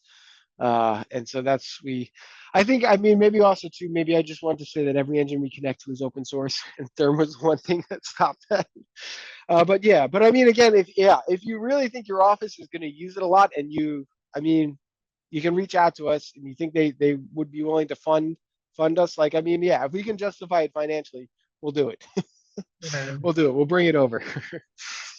Okay, I guess in the meantime, we'll stick to using the legacy components for that part of the workflow at least. And then, but I mean, if you Sure. guys can just make it known that this is the problem, that is closed source and it's expensive Yeah, to I mean, you'll see like maintain. every discussion on the forum ends with me saying it's closed source and we're willing to fund it. Like, so Yeah, you'll see it there. But yeah, I maybe we mean, should make an announcement in the next release of Ladybug Tools. Like yeah, okay, include it of like what's going on with them and if you want yeah, support because there have been offices who reached out, but like maybe it's something that multiple offices get to fund and then they get to be involved during the development process, knowing that it will be open source for everyone, but at least they can they make yeah, sure they get what they want out of it during the process as people who fund or companies that fund the development at the time. So maybe we yeah, can do that too because yeah, we yeah, hear that you're not the only ones. Like we get an email every quarter. There's one or two offices. Yeah, oh, what happened to Theorem? Are you going? I'm like, yeah. Are you going to fund it? And I'm like, oh, I don't know. Like it's that's the thing that I said about like everyone yeah, wants it, but no one is willing to pay for right, it. So waiting, yeah. or maybe everyone waiting for someone else to pay for it. So Yeah, yeah. I will say actually we did get one or really two offices said that okay we can give you funding but it was just way too little of an amount Mhm. to justify it for us.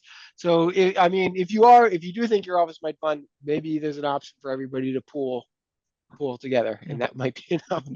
So I'll put that forward as maybe a thing. But yeah, if yeah we'll maybe we'll include it in the next release notes too that we just yeah Therm is the last thing that if people are willing, if it's really a pain point and you can convince your office to give us some funding for it, we'll do it. We'll do it. Yeah, but Thanks. again, yeah.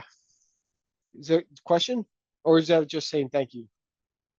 It was just like, thank you for answering the question.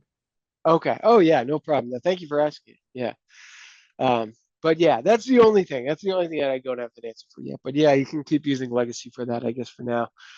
All right, but yeah, again, like so to get back to like the HPJSON format, right? So that's the magic that lets us also export to all these different simulation engines, right? And also like we leverage the power of Rhino, right? Rhino is such a good geometry engine. So if you wanted to model something like the Sydney Opera House, I mean, there's no way you could make a model like this in Design Builder or IES or especially eQuest, right? Doing that from scratch in those interfaces is just yeah, it's basically impossible, right? But through our schema, right, through our the fact that you can save your models to an HPJSON, and we have translators to everything. That's what makes this possible. Right. I mean, again, also, if any of you guys have this problem, please talk to us because this is what our pollination plugins are really meant to do. But right, this is also how we got around the fact that the Revit native GBXML export, if you guys have ever tried to do this, you get out a steaming pile of garbage that takes more time to clean up than to just retrace over all the rooms in your destination energy modeling engine, right? The roofs are missing, the ceilings are missing. I know. We got to get to the break. All right, so this is just to show you guys. I think, all right, yeah, I got through everything with Honeybee here. Yeah, maybe I'll just say, right, we have a magic that makes all this work. We have validation for these Honeybee files. We have validation errors. Let's take a break right now. Yeah, I think if you guys have any other questions, maybe I'll go to these slides. But I think I got to the main honeybee points for you guys. You guys asked a lot of questions, but maybe I'll just leave it with this. So our versioning and updating has gotten a lot better in Ladybug Tools. So after the break, I'm going to work with some of these components that help you actually update they give you some automation to help you update legacy scripts over to Ladybug Tools. I just want to also plug to this component that we have in the new Ladybug Tools called the versioner. So this is like, if you guys remember, there was an update Ladybug component in Legacy that allowed you to get to the latest development version of the plugin. The new component that we have in Ladybug Tools, it actually lets you plug in a specific version of our Grasshopper plugin if you want to, let's say, not just go forward in time, but back in time. Right. And then, of course, when we get to, after the break, I'm going to guys have you work on this. So, all right, guys, this is the preview for the break. All of once we come back, the hour or so that we have left after the break, we're going to be just using this legacy updater component, which automatically you can drop any legacy component on the canvas and it'll drop in place the equivalent Ladybug Tools component. So we're going to use this to update a bunch of legacy scripts. Let me make sure. Okay, I want to time this at around, well, it's 8:50 my time. It's probably on the East Coast. What is that? That's 11:50. Yeah, it's So 11. let's everyone meet back at noon. Go get a coffee, take a break. When we come back, this is what we're going to be doing for the whole rest of the workshop. Pretty much, we're gonna update some. If you guys remember the Hydra example files, we're gonna update some of those using this automation, and you guys will hopefully get a sense by the end of how to do this yourself in your own workflows. Okay. Any last questions before the break? Okay. All right. Let's go break, everyone. I'll see you in 10 minutes. Right at noon. And yeah. And if anyone has any specific questions, like actually, I'll have, if you want, I can. Well, I'm going to show you what in the sample file that we update how the new color by surface component works. So maybe we'll save that for a little bit. But yeah, if anyone has any other specific questions, they can also ask me. Okay. We just wanted to show you because I know I asked Mustafa a question that I could address quickly right now. But yeah, you just asked because the legacy windrows had a scale input on it, and you notice that the new one does not. But the ability to change the size of the windrows is all still there. We just changed the name of the inputs basically, or really what it means. So instead of a scale, we give you a frequency distance, right? So this is the distance in Rhino model units that basically, right, each circle corresponds to inside the rows. Right. Okay. And so like what this allows you to do, we have frequency distance and the maximum number of frequency lines. So I know a very common problem or a very common situation that people had in Legacy was how do I get all the windroses to be the same size? Right? Like, because for example, if you don't connect these, right, let's say, let me use the default ones, right? This is the windrows for the whole year, and then I have a conditional statement that I plug in here, and then that conditional statement shrinks the total number of hours of the year, my whole windrow shrinks. Right. All right, and people are like, I don't want that to happen. I want to make a comparison. So the way to do that, right, if you set the frequency distance and, well, really it's the maximum frequency lines to be the same, right? Now, as you disconnect that, right, that's going to keep the windrows the same size between the two. Cool. Right, so that's why we and again, you'll see this as a common theme. Something that was just one input in Legacy is kind of broken down into two. I mean, I guess max frequency was here, but not frequency hours was something that I don't think you can. So yeah, and you could also customize like how many lines you have, right? How many hours are associated with each line. The default is 50, but right, if you want less lines, you can change that to 100. Right. So there's there's a lot more customizability. With this awesome. Well, that's great. I figured it was something that had been like separated out. We just couldn't figure it out just by looking. Okay, cool. Yeah, and again, please ask these questions. They're good ones. I mean, and you'll find right there's always going to be like an equivalent, or almost always, I shouldn't say always, almost always an equivalent Ladybug Tools component for a legacy one, but it's not always obvious how each of the inputs map to the new inputs. Yeah. Or in the case of like the psychrometric chart, right? We actually separated out the component that plots the comfort polygon on the chart from the actual psychrometric chart itself. All right, because this was all one big. I think this was like the largest component we had Yeah, I in remember legacy. it was huge. Yeah. So yeah, so right, so the idea is you just pass the psychometric chart object between these two components to plot Mhm. a comfort polygon, right? Yeah. And like, and the nice thing this opens up too, like now in Ladybug Tools, you can plot a comfort polygon for different comfort models. So you can do it for PMV, which is what most people do, but we also have a comfort polygon for the UTCI, for example. Right, there are, you know, and there are lots more things of it that you can customize about those polygons because we split it out. But yeah, yeah. So all right, so actually let's get into this. I think hopefully everybody's back by this point. We're now 4 minutes after afternoon on the East Coast.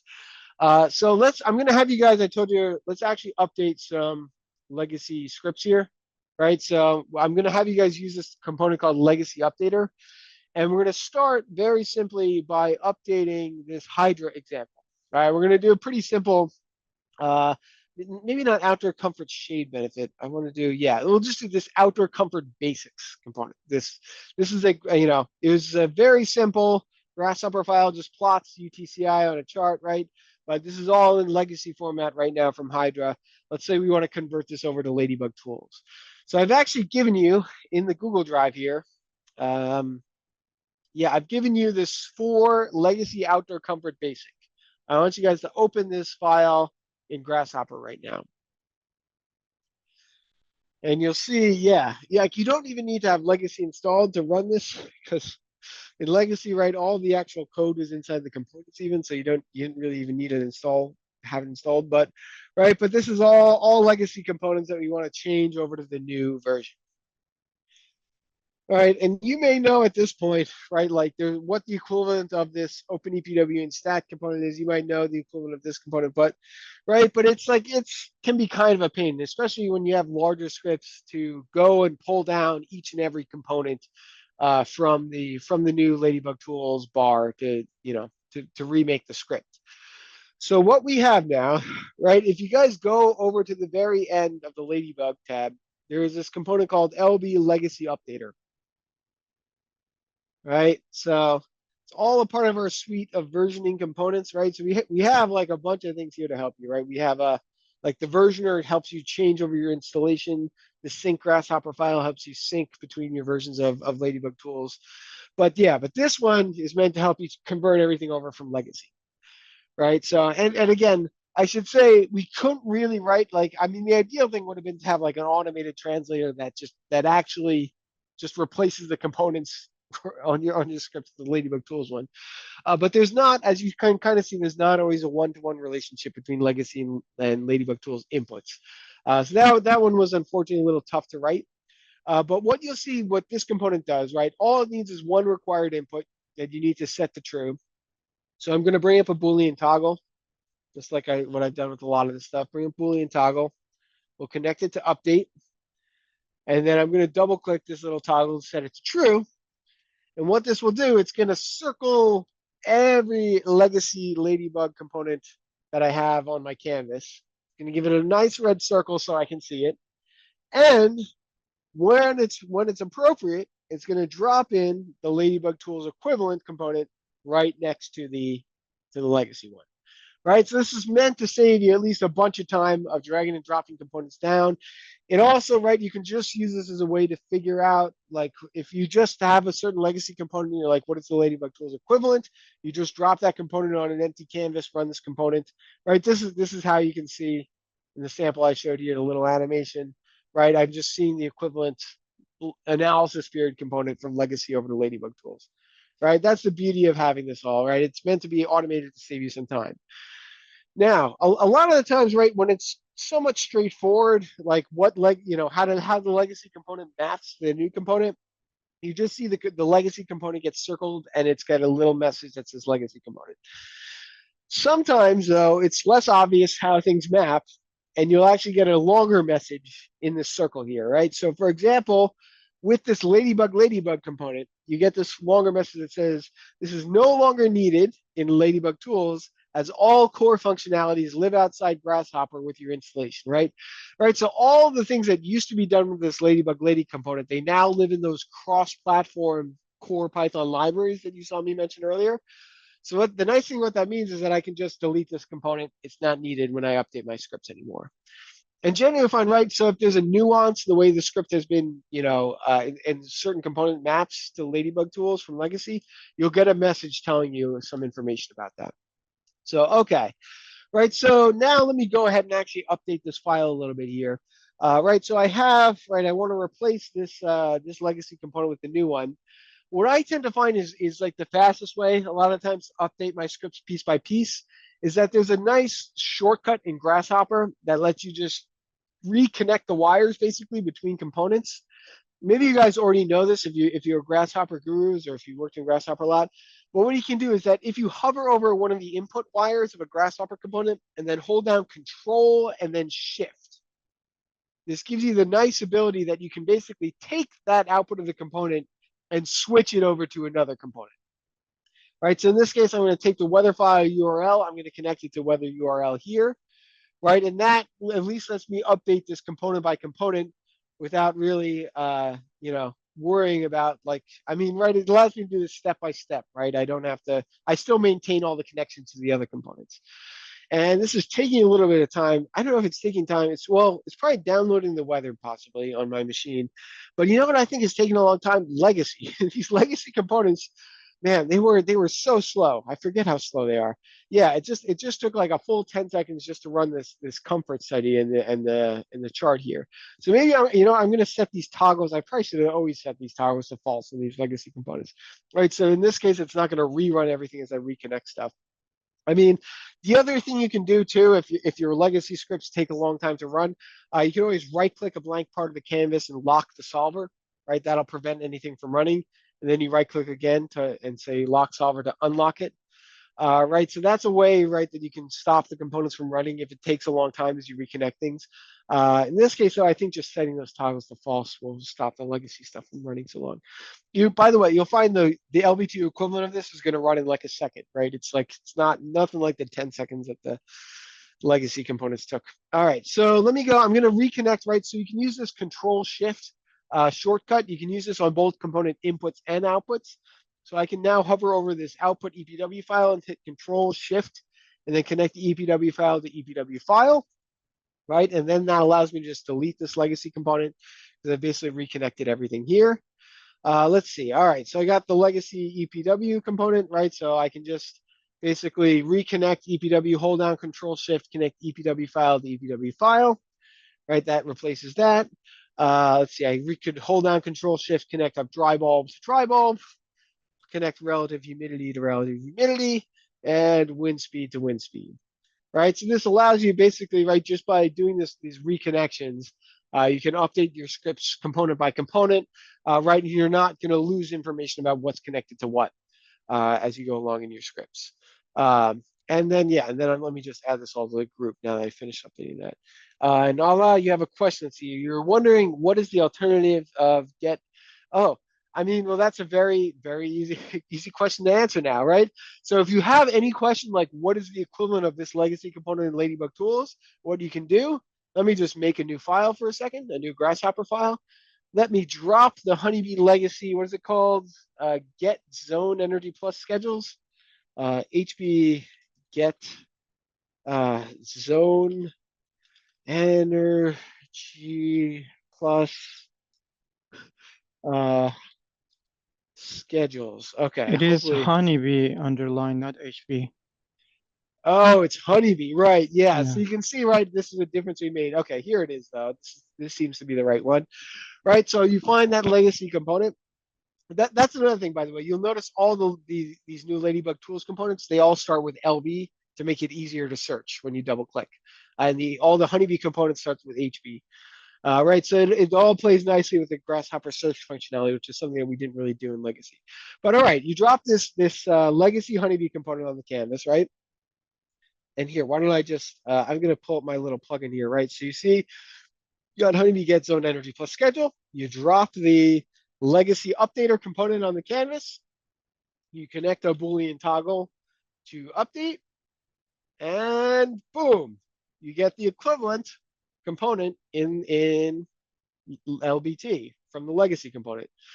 And you can see, right, so actually, and this one has a special note about it. So says the HP color room attribute component both visualizes and returns the schedules assigned to rooms. The HP room energy attributes component can see all available schedules, right?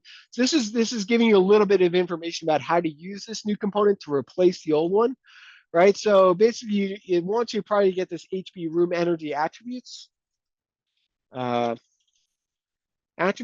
And so this actually gives you the attributes you can see that go into this color rooms attribute component, right? And one of those can be occupancy schedule, right? I think occupancy schedule is right here, right?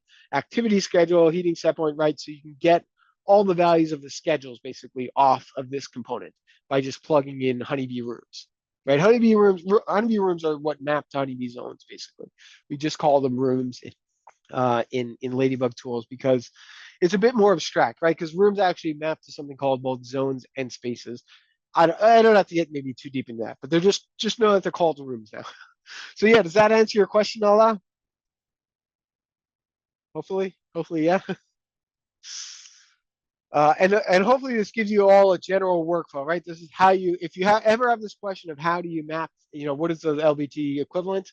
Right now, you know how to check it, right? You just open up a blank Grasshopper canvas and drop these components.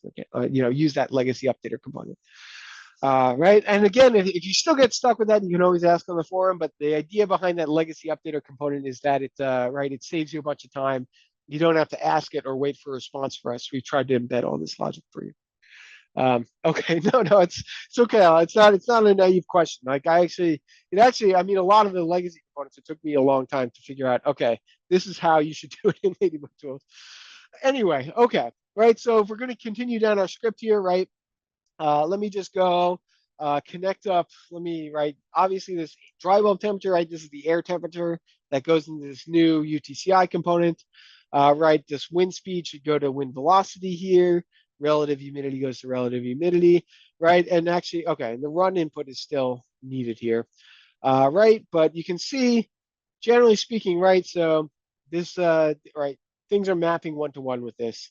You can see sometimes you should probably, it's generally good practice to take some time to read some of these inputs because, right, so the names of the outputs have changed a little bit.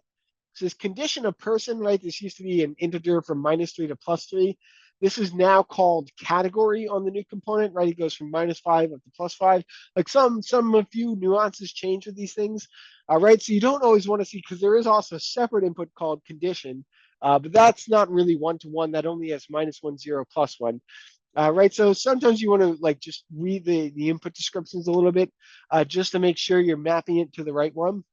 But right. So I don't know. Sometimes it's very obvious, but you do want to check sometimes and not just read condition, right? You actually want to read the output and make sure that it's kind of mapping from one thing to another. And let's see. And I can see now I've encountered something that doesn't really have an equivalent on this new component, the percent of time comfortable. So yeah, this is interesting. So when you get stuck in a situation like this, right, where you actually don't know, I didn't give you a message about how this has changed between Legacy and Ladybug Tools. What I generally recommend in this case, before going to the forum, you can try searching for new components, right? And you remember we tried to make it much more easy to search for the Ladybug Tools components compared to Legacy. So if I just search for LB, like something in Ladybug, maybe that's going to give me comfort percent. Or okay, actually I see something here that looks like it might do it, right? So you can this is generally you can hopefully get to this by just searching keywords. You can see there's this component called LB comfort statistics. This is kind of sounding like what I need here. And sure enough, right, if I drag and drop this component on the canvas, right, you'll see that this can take this output from this UTCI component called the comfort object, and it gives me percent of time hot, percent of time neutral, percent of time cold, right? So this is one of those features that was pulled out into a separate component, right? Because, you don't always need to know the percent, right? And I guess it kind of made this component a little bit larger. But right now, we basically got the percent of time comfortable. Now this is this percent of time neutral, right? This basically allows you to map things between the two versions here. Okay, yeah. So this is just to show you, if you do get stuck, searching for keywords is another really useful strategy. And again, we tried to make all the components really easily searchable. such that you could easily find it through searching if you can't, if it's not clear how to upgrade it from legacy to Ladybug Tools. And I guess the thing too, I didn't even put in maybe I should put in a note about this in the red description you get above these things. But I figured probably in these cases, right, not everybody really needed to know that percent of time comfortable. So that's why if I felt something was very niche, I didn't put in a note about it. But yeah, this gives you a sense of that. Right, we can do the same thing down here, right? I'll just do this quickly because this is just for, this is for New York instead of doing it for LA. And oh man, legacy takes a long time. Oh, it's killing me. That just, maybe I should have locked the solver to stop this off from running so much. But I guess the rest of the updates were quick for some reason. But yeah, yeah, you'll see, right? Once we finish updating, this is all going to be much faster to run. Right now I can just do control shifts. I'll just connect up everything. Hopefully, you guys get a sense of this workflow right now, right? How to do all this, connect up relative humidity, wind speed, done, add it to the group, right click, add to group. Do the same thing here quickly, right? Dry bulb temperature, wind speed, relative humidity, run it. Condition is now category. Then I can delete this. I'll bring up another LB comfort statistics. Right. I mean, yeah, again, probably you'll see if you organize your Grasshopper scripts well without, because this probably could have been done with just one UTCI component rather than copy pasted stuff. But right, you'll see your scripts will be easier to update generally if you use fewer components. But in this case, right, you have to do, it's a little bit repetitive, right? So this was just comparing, this file is comparing comfort in LA and comfort in New York, and then it's just going to plot them on a chart. So you can see here, right, legend parameters have changed a little bit. This lower and upper bound, I mean, I guess it's probably still the same, right? I can just do control shift to change. Lower bound is now min, high bound is max, right? And these give me legend parameters. Bring these up here. And then let's see. And let me pull this off here. We'll change the input data. This just goes to the data input here. Right, we still have now, we can see some of these have changed, right? So X dimension is now, I guess it used to be called X scale and now it's X dimension. So something has changed here, right? So I guess it'll still work if my units are meters, but right, so this is now expecting a value in Rhino model units rather than just a scale value. Right, you can see actually we made this change in a few different areas, right? Like the scale of the windrows changed to a distance value. Right, and because we tried to, I think it was a little more explicit, we all felt, right, if you can plug in an actual unit value. But right, so that's just something to be aware of. You are going to try and map these things, right? And actually, Z, like we had to set the Z scale to 0, and I think the default Z dimension is 0 anyway. So you know what? I'm going to delete. I'm not even going to bother with these sliders. I think in converting them. But obviously, right, they do have a equivalence if you want to convert them. Legend parameters, I should reconnect here. Right, so some of these are graph curves and graph legend. I mean, I guess I was just doing this to make the curves black in the scene, and probably these borders and maybe the labels, right? I mean, so these are text labels, right? You can see probably these can go over there. Probably don't even need to connect the labels. I think it's just the borders that really need to be connected. But right, in any case, I think you get the sense, right? Hopefully this is pretty much equivalent, such that now when I add this all to the group here, I'll set my toggles to true. Right, and now you can see in LA, it is almost 80% of the year is comfortable. In New York, it's 40. And that proves that I'm living in a better place right now because I live in LA at the moment. Or rather, LA is where my wife is from. So she wins in terms of more comfortable climate compared to where I grew up in New York. So, right. So that's how you've updated the script effectively from Legacy to Ladybug Tools. I mean, you can see actually there's one more component I didn't update here, right? This was just to play with some sliders. So, but I think you guys know how to do this, right? So we circled it in red just so you hopefully don't miss anything. All of the native Grasshopper components on your canvas are still going to be, they're not going to be circled, right? Because those don't need to be updated. We only circle the legacy ones. And obviously, and we don't circle the new LBT Grasshopper components. All right, so this will just, if you see your screen is, your canvas is free of red circles, you've updated everything. Okay. You guys have any questions at least on this? Well, I think I want to do a larger example of how we update stuff. So before we wrap up today, but yeah, do you guys have any questions on this workflow? Or on anything I showed? Did I go too fast on anything? Is there anything you want me to slow down and show you guys? So this workflow will correctly say like for instance, that other component, the massive one that you guys split into like two components, it'll correctly show you the two components that it was split into, or No. So see, you'll kind of see, right? Like, especially in this, you'll get a message. you'll get a basically, right, message with though, the name. right? Yeah, right. So yeah, so basically, right, if you, for example, the psychometric chart is a really good example. Wait, that's the new psychometric chart. Let me pull the monster of a component legacy psychometric chart on the canvas here. Right. So when we do this, right, and you'll see this in the advanced one that we're going to do in a second, right? But if I do this, right, you can see it's only going to drop in the base component, right? And then you get It's the gonna, note. and you get a note here, right, that says, note that LB PNV polygon is a separate component that plots the comfort polygon. Right. And you always see we give you the name of the other component, right? If there's something split out, such that you can easily, right, just double click the canvas and type LB PNV polygon, right? And it'll show up there. And then you can get a sense of the two.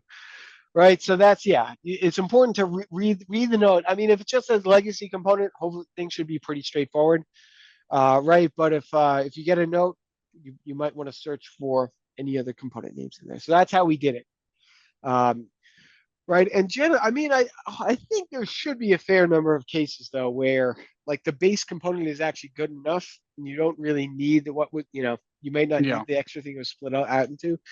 But that's why it's structured like that. So you'll just read the note, and that'll give you more helpful information. Yeah, but yeah, good question. And you'll see in the more complex file that we're going to update in a second, we'll get a lot of these notes. So you'll get a few more examples. Any other questions though on how this works?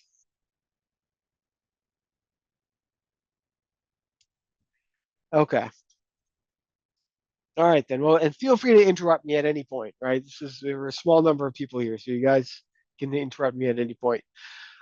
Let's now, we got like 35 minutes left. We're gonna update a pretty big Grasshopper, legacy Grasshopper file. Now you guys have got a sense of the workflow.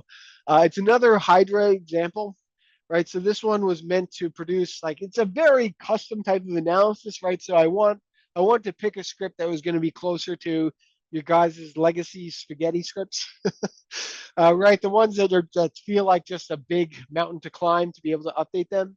And I want to give you a sense by the end of this that you can update these. It can be done in a reasonable amount of time, and you can get it all to work all on your own without even needing to post on the forum. Right, so this is a custom script that did a very detailed type of radiant asymmetry map. All right, we're going to convert this over to the new Ladybug tools for Grasshopper. And you can see, right, this is a pretty big script we're going to be working with here. Lots of components to update. It's pretty complex, right? It runs an energy simulation. It does a lot of custom result parsing of those energy simulation results. So let's do this. This is going to be the final challenge of today. And then yeah, I'll send you guys on your way. So, okay, so if you guys open up this 6 file here, this legacy radiant asymmetry map, so this is going to be that legacy script for you.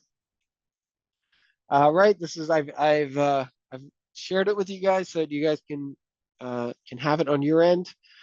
And we're going to go, right, we're going to use the same workflow that we just did on that much simpler example. But we're going to encounter some different notes, and we're going to come to a different understanding about some of the new components. So first things first, go over to the new Ladybug tab, go over to the versioning section, and drag and drop the legacy updater component onto the canvas. We're going to bring up a Boolean toggle. We're going to connect it to update, and we'll double click it to true. This may take a few seconds. Oh, that actually wasn't too bad, right? But I mean, you can, for some of your larger scripts, you maybe be prepared. If it's a huge script, it might take a while. All right, but this is gonna now circle all those legacy components for me. All right. And once you've done that, right, I recommend just selecting the legacy updater, deleting it. You don't need it anymore after that point. All right, it's done its job. So now comes the part of let's go through and actually figure out what has changed.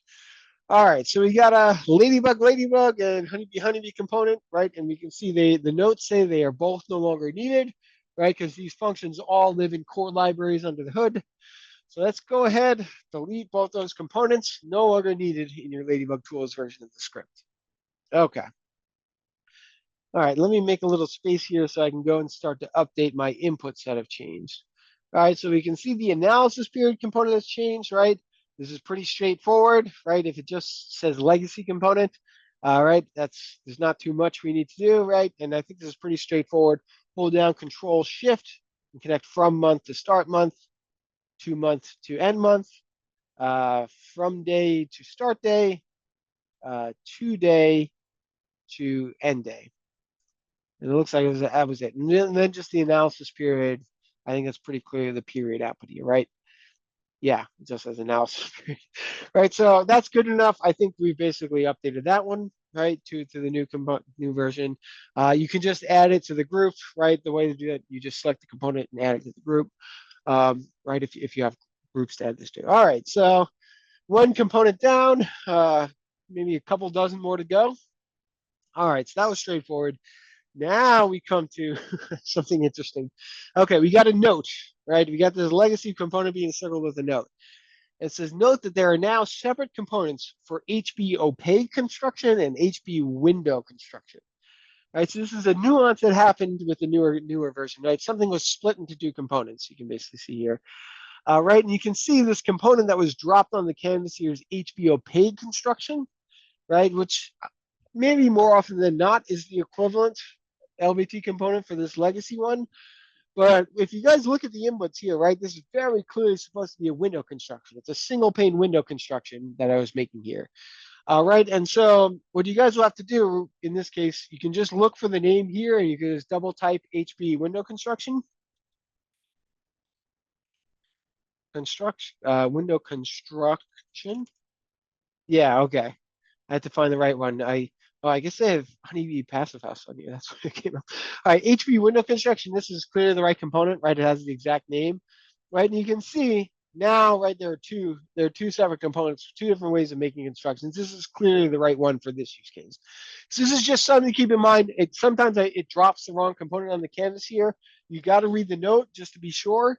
And if you guys really did just want to understand what happened here, right? If you go to this Honeybee Energy tab, this has all the new components associated with energy simulation in Honeybee.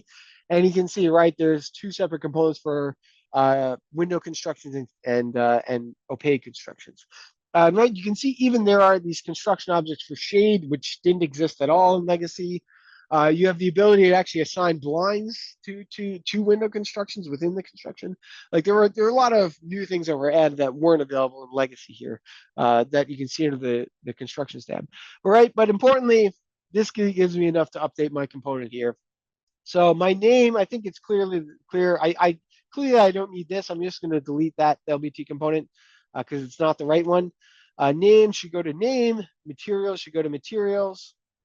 And let me see. And then construction goes to construction output.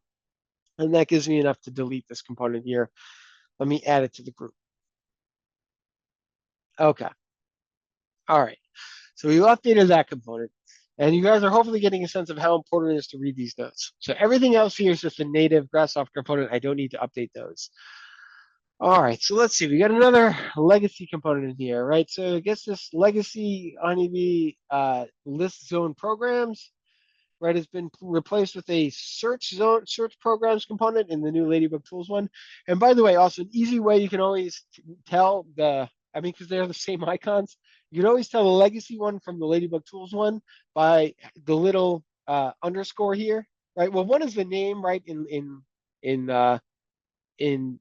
LBT Grasshopper, we start all the components off with HB or LB or DF for Dragonfly. In Legacy, it starts off with Honeybee. the whole word. But right, but the fact that this says 1.8 down here instead of this legacy, notation, right? That's how you can quickly easily identify the two differences. All right, so clearly, I mean, building program, I think maybe I can still plug in this. Nope.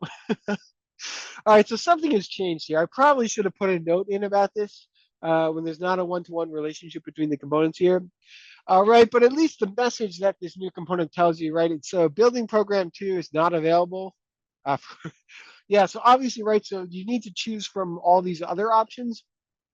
Clearly, whatever this must have been a specific component for legacy. Yeah, I really should write this into the notes. So maybe I'll do that. I'll make a note for myself to add this to the notes. But if you guys were to look, right, so there's actually, usually if there's a drop-down component like this, these building programs, right, if you just search for HB program, yeah, you can see here, right, there's an HB building programs. This is the LBT equivalent of this dropdown. And they're very, very similar, right? There are more programs that we have available in Legacy than, in Ladybug Tools compared to Legacy.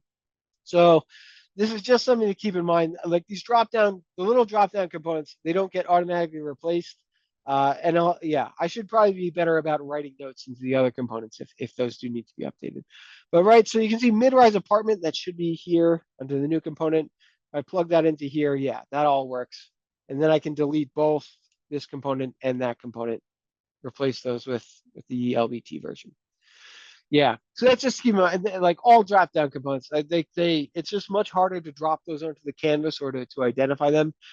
So you just keep in mind that you may need to do a little extra searching for those if you have something like building programs or I think that was the main one. I guess there was an attribute list in Legacy. That one too you have to. Oh yeah, and that one I wrote a note into the component about it. But in any case, right, so this I can connect up here, right, and that should give me, what is it? It was the mid-rise apartment. Yeah, I think that was the right one. Let me add this all to the group. So that's been updated there. Okay, and now we get into like a beefy, meaty part of the script here, right? So now we're actually updating the whole honeybee model creation part, right? What used to be called HB zones, now you can see they're called HB rooms. And so what replaces this legacy component called masses to zones, which is probably a misnomer given how that component what it evolved into being. Right now it's just called HB room from solid. Right, but you can see it works more or less in the same way, right? It takes a list of, a geometry input here, right, with your Rhino B reps. It can take the program input, and it no longer has a little toggle for this, but right, this is actually a pretty straightforward one-to-one. Let me just do Control Shift to connect my geometry up here. I'll do Control Shift to connect the program here. And then right, the toggle, like in a few places you'll see in Ladybug Tools Grasshopper, we removed certain like run it or create HB zones toggle because really the main reason for that is because the new component was so fast. Like the only reason why we put these run it toggles on in the first place was just that the component was going to take a long time to run. We wanted to kind of give you the ability to control the running of that component. Right. So when some of these new components are so fast, we just didn't bother with it anymore. And if you really needed to stop the component from running, you could always disable it by hitting Control E when you select it, and then hit Control E again to enable it. But you'll see we got rid of a bunch of these when the new components are just so fast. We got rid of these run it toggles on a lot of components. Okay, all right, so that's now being updated there. Let me move on to the next component, and there's an important note I had here. Okay, right, so this is a new component in LBT. And so what's happened to this, let's see, this add HB glaze component, add HB glazing. Right, so this new component does not accept a B-reps and the raw geometry, I guess the way that this legacy component did. So it must first be passed through an HB aperture or an HB door component.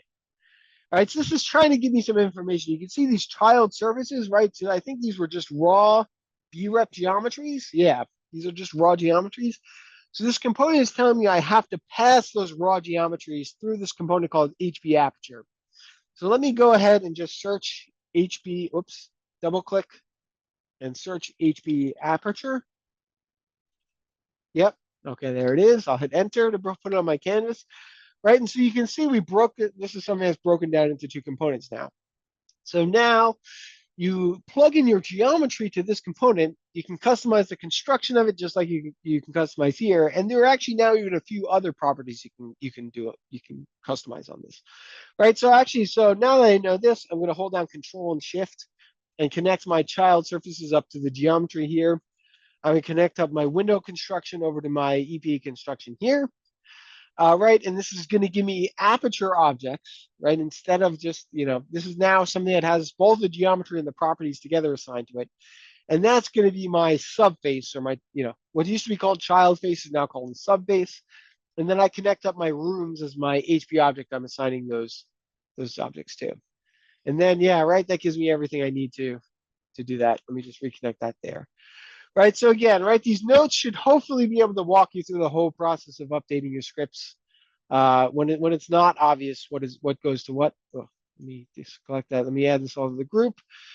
Right, so yeah, and again, right, you can see maybe even again appreciation. The reason why we broke this down is that unlike in Legacy, we didn't have any support for doors. Right, there was actually no way to specify a door in your energy model. We now have doors in the LBT Grasshopper component, right? So you can now connect those as subbases as well, and assign those to your rooms, just like you would the aperture. So that's why it got broken down into really 3 components, actually, if you think about it. Now that we added support for doors, so that's why you'll see some of these things have been done like that, right? Usually it was to add new functionality that we broke stuff down. Okay. Any questions so far? Are we good? I didn't miss anything in the chat. Okay. All right. And again, interrupt me at any point if any of these questions come up. So let's now we got another legacy component here, right? This facade glazing parameters component. Looks like it's a pretty good one-to-one mapping to this new component. All right. So I'm just going to take, interesting. West, south, east are all true. So let me do that. I guess the order changed a little bit, but that's okay. And then north is false, right? And then that goes to there. So that was a pretty easy update. That's all good. Let me add that to the group. Okay, we got another note for ourselves here. All right, lots of notes in this file. Again, I want to do something more challenging so that you guys really got a sense of like what, how to work through all of this on your own. So it says, for a more customized assignment of adiabatic boundary conditions, the HP properties by guide surface can be used as an alternative. So actually, this one is something that doesn't really relate to what I need to update the script. This is like some of the notes you're going to find are going to be helpful, others are not. But right, if you want to take a look, there's this pretty new nifty component called HP properties by guide surface. Yeah, here it is. Right now, I can't take credit for this idea. I think Mingbo had the idea, or to actually allow you to plug in your rooms, and you plug in basically a guide surface, right? For all of let's say you want to set all of the, you had a terrain that was undulating. You want to set all of the things in contact with these ground surfaces to have a boundary condition that says that. You can use this component to do that. Or if you want to set all, if there's a plane of a parti wall, like let's say on either side of your model, right, you just set up a guide surface for that plane of that parti wall, and you can basically set all those to be adiabatic. Right, so this nifty component can help you do a lot of things that you might have tried to do previously with this component. But whatever, I'm going to not use that for now, because I think actually the legacy one looks like it's good, the LBT one looks like it's good enough to really just replace that one. So HP zones, this is going to now be HP objects that get plugged in here. Walls, I think this is going to be exterior walls here. That goes in for that. And again, this is all just that control shift workflow. Roofs, yeah, okay. Roofs are probably going to be like that. I guess I have roofs and exposed roofs, but oh, no, that's exposed floors. Floors, yeah, maybe I better do exposed floors. I think that's the one-to-one mapping here. And then ground floors actually, I think, are replaced. Ground floors are included in what we call exposed floors here. So yeah, all right, so this is all good, I think, at this point, right? This should practically replace this component. I can delete this, and that's an official replacement done here. So yeah, you're also getting a sense not all notes are going to be particularly relevant if you're just really just trying to get the script updated. But that gives you a sense there, right? Okay, and now we have another component here, right? So the HB interior construction subset component. Okay, so you can basically replace this by making something called an interior construction that you then apply that, that construction to basically your rooms, right? So this component has been replaced, I guess, with a whole workflow where you make this interior construction set. Let's see, what else do you do? There's right, if I could search for these, but I know where these components are. There's a component called apply construction set, or right, is that the right one? Yeah, and then you can apply the construction set to rooms, and probably I think you need to create the construction set too, which is right, the way that you create a construction set, yeah, is over here. Right, so there's this whole new workflow for assigning if you wanted to basically change the interior constructions on a logic. Right, this is now 3 different components. Right, but I'm going to tell you right now, I mean, I guess interior wall is not in, we changed the name of the construction to be something different in Ladybug Tools. I'm going to tell you right now, everything I was doing with this component is not needed. In general, we tried to make it much easier to, like, it was kind of dumb in Legacy that we didn't change the wall constructions to be interior when you change the boundary condition to be adiabatic. Now we do that. All right, so you're gonna find some things just aren't, that you'd have to do in Legacy that were just kind of dumb workarounds. You don't need them at all. If you really did need to change like an interior construction, this is the way you do it, right? You basically read the input description here. But I'm going to tell you right now, yeah, we don't need any of this, right? This is all actually taken care of for us automatically. And the way I could do that actually is there's a component, right? We have a whole visualization tab for Honeybee right now. If I grab this HB visualize by type component to take a look at my room in my canvas, right? I can connect up my HB objects, my room, to this. And if I go over to perspective view and take oops, I just want to do ZEA to take a look at this, right? You can see this room is all correct, right? It's actually right. We actually get interior walls coming out here, right? That we know, right? It's actually been assigned this interior wall type and an interior wall construction based on that. Or we can use this QA/QC tool, this visualize, I guess it's called color face attributes. I can use this right here to color the faces by their construction, right? You've already kind of got a sense of this from what I showed you earlier. And you can see, here we go, we got a legend. We can see all those walls have this generic interior wall, right? This was done for us automatically. Everything I had to do manually with Legacy. All right, so you're gonna find a lot of stuff we tried to take care of for you automatically if it was something that just made sense. And you'll probably find this happening in a few different places. By the way, also you can find things, right, like R factors, right? You can find, color all your geometry with R values, stuff we didn't have in Legacy. This just makes it a lot more easier to understand. And you find, what is it? The best R value in this whole thing is the exterior wall, which in this case is just a small, thing. But right, yeah, you can check all the properties assigned to your model really quickly with this component. Okay, all right. So that's a trip down that workflow. All right. Lastly, let's see. We now have this component, right? So note that daylight control set points are under HP apply daylight set points. So I don't need to do that because this component, I wasn't applying any daylight set points here, right? I was just using this to change the thermostat set point. I have the right new LBT component here, right? So this is what I'm going to plug into this component. I guess 25 is my cooling set point. 23 Celsius is my heating set point. You can see we got rid of the setback, and we did that mostly because the setback wasn't really working at all. If I'm being honest, there were some bugs and things in Legacy that, I mean, it worked for a few cases, but we removed it if it really didn't make sense. Now, when you change the set point like this, it's going to change it globally for all hours of the year. Right, and now I can just do control shifts. My HV zones can get connected up to here to the modified object. Oops, and I didn't want to delete that. I just wanted to delete this component. All right. So we've almost updated a whole NEB model. I know I only have 12 minutes left. And I mean, this is the last thing I'm going to do. But yeah, but I'll try and give you guys a little bit of time to answer questions. Just want to get a sense, right, of how do you update a honeybee model, because a lot of you may have this type of thing. Right, there are a lot of changes that have happened in this workflow. You can see visualize zones, right? If you have any part of your script that was doing this, it's probably going to be replaced with our new visualization tab. You can actually see, right, there's something called visualize wireframe that works basically just like what I was trying to do here. So I just need to connect up my zones to this, and that'll give me the wireframe visualization that I had, right, that this was basically doing for me in Legacy. All right, so let me go. I can just add this to the group. One other thing just to be aware of, and I'm sorry, like the Legacy Updater doesn't really give you any information about this, but whenever you now go to make something simulatable for honeybee models, right? We actually, we separated out the room object from the entire model object.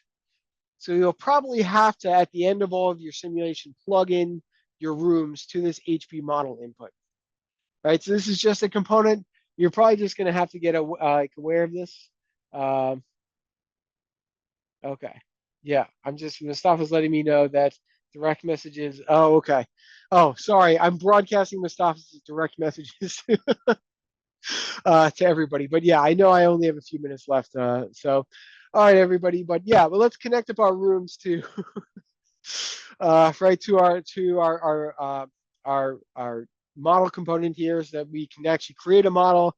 And you'll see, right, most of the time now, most like the components that you would connect up rooms to, they can also take the model object, right? So this is going to do the same thing I did here. I still see my wireframe visualization, but I brought this up because, right, when we go to simulate with our new, like with an OpenStudio component here, you'll see the new component isn't expecting honeybee rooms or HP zones as Legacy was, right? It needs this model object. So, okay, so this is probably what I should have done. Let me do Control Shift and connect this up to here. It's going to create a circular reference for a second, but I can just fix that by connecting up the rooms there. All right, but that's all I need to do there. Right, so now I can go ahead, right? The model is basically replacing what these HP zones were here. I can connect model to model. I have to update the weather file, which we already kind of got the sense of how to do. All right, we'll just do Control Shift, connect all those up there. Let's see, what else? So we have an analysis period, which, you know what, I'm not going to worry too much about this. All right, I mean, the way to do this, right, so a lot of stuff that was on the OpenStudio component got broken off into a new component called simulation parameters. There probably should be maybe a note about this, but right, when in doubt, if there's a certain input on this component that you don't know where it is, it's probably been pulled out into this new component called HP simulation parameters. And sure enough, the run period is something that is now plugged in. It's its own separate input on the simulation parameter, and that's just meant to go into the OpenStudio component here. All right, so again, that's a way to custom, like when in doubt. I think also, yeah, this energy sim par, right? That's all within this component. So we pulled out a few different things here onto this. Right, additional strings is still here, measures is still there, but right, a lot of this other stuff is now separate. But right, you have something like this, right? Simulation outputs used to be, right, its own like little input here. You'll see that's now a separate thing that goes on the simulation parameters.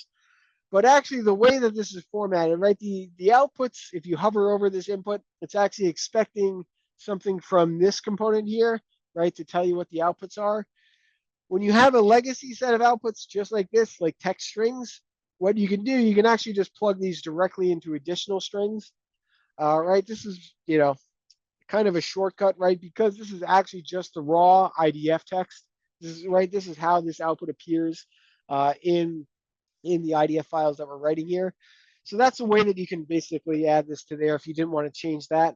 But again, probably the better way to update your outputs, right, is to use this HP simulation parameter. And this gives you, like, right, all those zone energy use, surface temperature, right? You can request those individually. But all right, I would say that is updated. Right, we got the toggles of write and run. We'll connect those up there.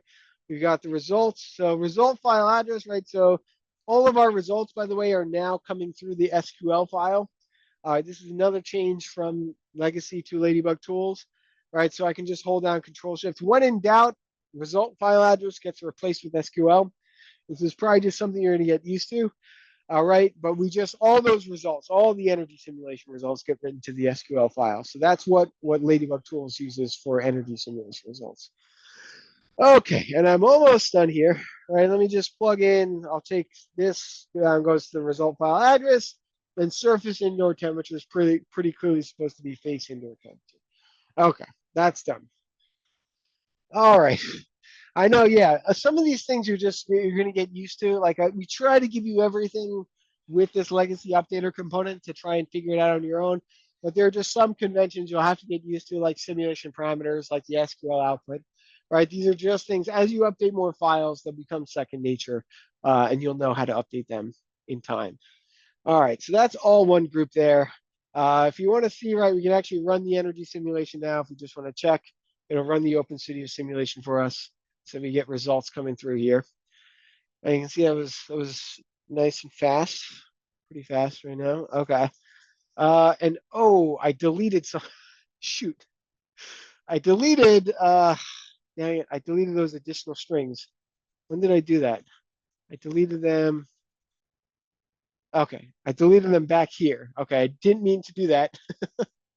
So let me just go back. Right, there's additional strings for the output. Whoops, that was just my blunder. So let me connect these up here and just rerun it. Because I wasn't getting any outputs there. So let me just lower this. All right, I know we're running out of time. I mean, I think you guys can basically get the sense, right? This is I just want to at least do one file where we ran into a bunch of issues, right? So that at least you guys know how to solve them on your own.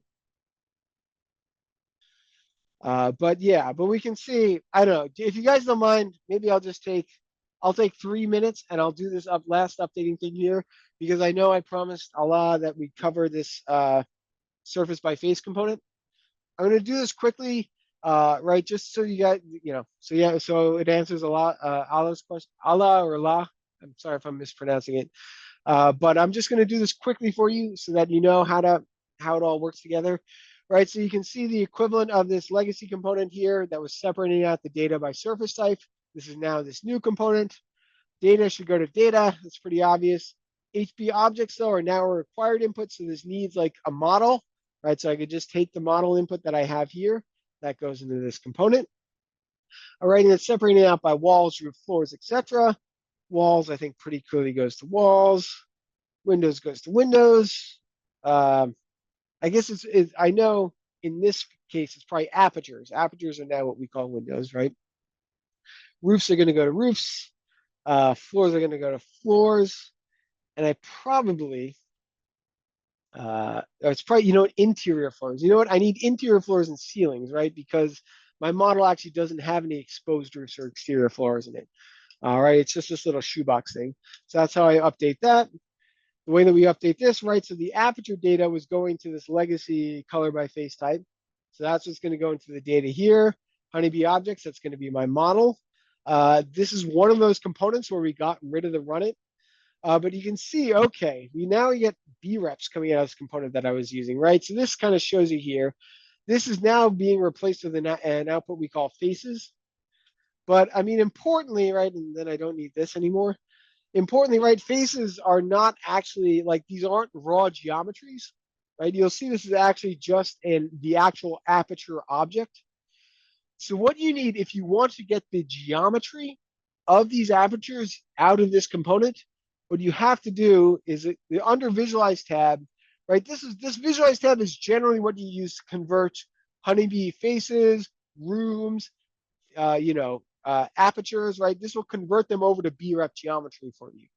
So this HP Visualize Quick is good enough for this purpose. So plugging this in here allows me basically to turn this aperture back into an untrimmed surface, back into basically a B-rep. And that's how I can continue working the script, right? So now, right, this is what's going to get plugged in for the test surfaces, right? Or the view geo, right? That's basically what I need to connect up here rather than the straight up face output. All right, the points will get connected up here. View resolution, I think that pretty clearly goes to resolution. This goes to run. View factors go over here. right? That's view factors, right? And then that's good enough to delete that component. And let me go add this all to the group. We've now basically brought all that together, right? The view factor calculation into one area. And I realized I forgot to update another component here, right? So the way that we were generating mesh, grid mesh, and point generation is now done with a single Ladybug component. Right? I mean, that's a good note, but it's not really useful for my purposes here because I can just, you know, basically control shift my way all the way to updating this component without issues. And I have 1 minute left here. So let me just say, I think I've basically done my job here. I'll set this to true, right? That's going to give me the view factors from each point to each surface. And then I can go, I should be able to use the rest of these components, I think, just to do the update as normal. Like, right, this goes to that, this goes to that. And if you guys don't mind, if you have any questions, I'm sorry, we're gonna, if you have questions, we'll just run a minute over. I think I just needed to simplify the input here, right? Yeah, that was all I needed to do compared to the legacy. And I think I've got at this point few components. Okay, the radiant asymmetry type, but PPD threshold is no longer there. That's fine. Right, I just want to show you the visual at the end of all this, right? That we can update the whole script end to end. That goes to values, mesh goes to mesh. Right, analysis title is global title. This is PPD. Legend parameters are not correct, but that's okay. So I'll just update them to that. Min, high bound, colors, decimal places. That one I don't need anymore. Right, and then this just gets replaced with that. Okay. All right, so now that at least you guys have seen an end-to-end workflow here, I know I rushed to the end part here, right? But I just want you to know you can do it, right? This is that legacy script now fully updated. Maybe I just have to turn the preview off on a few of these things. Like, let's see, we got the preview of this component getting in the way here. I'll just turn that off. And maybe the preview of this component, or these two components, turn the preview off there, right? But you got as radiant asymmetry map has now been fully updated from legacy to Ladybug Tools. Okay. All right, so now you guys know the workflow. You have a sense of all the different problems that you'd encounter. Maybe also I can show, like, this was a good example to show you, right, that the native Grasshopper components aren't going to be changed at all. And you can see I actually have some old native Grasshopper components here. So we don't do that for you. Like if you do have very old scripts, you may still want to, I guess it's the multiplication component changed. That one is something you're still going to have to do manually. David Rutten, I don't think gave you a way to do that. But honestly, all the old components and native Grasshopper components are backwards compatible anyway. So that's not as critical. You can see the script is working anyway. But yeah, but at least, yeah, you know that. You know what the script does and does not do. Yeah, and now that we're like a minute over, let me just open it up for questions. Thank you guys for joining here. As I said, if you guys ever do get stuck in updating any of your scripts from Legacy to Ladybug Tools, chances are you're not the first person to have the question. You'll find the answer on our forum. Someone else has asked it. So just search for it there, and you should find, a lot of the times, if it wasn't a very straightforward update, you'll find even a sample file that shows you the way that you do it in Ladybug Tools for Grasshopper. All right, thank you guys. So, all right, and any last questions before we wrap up here?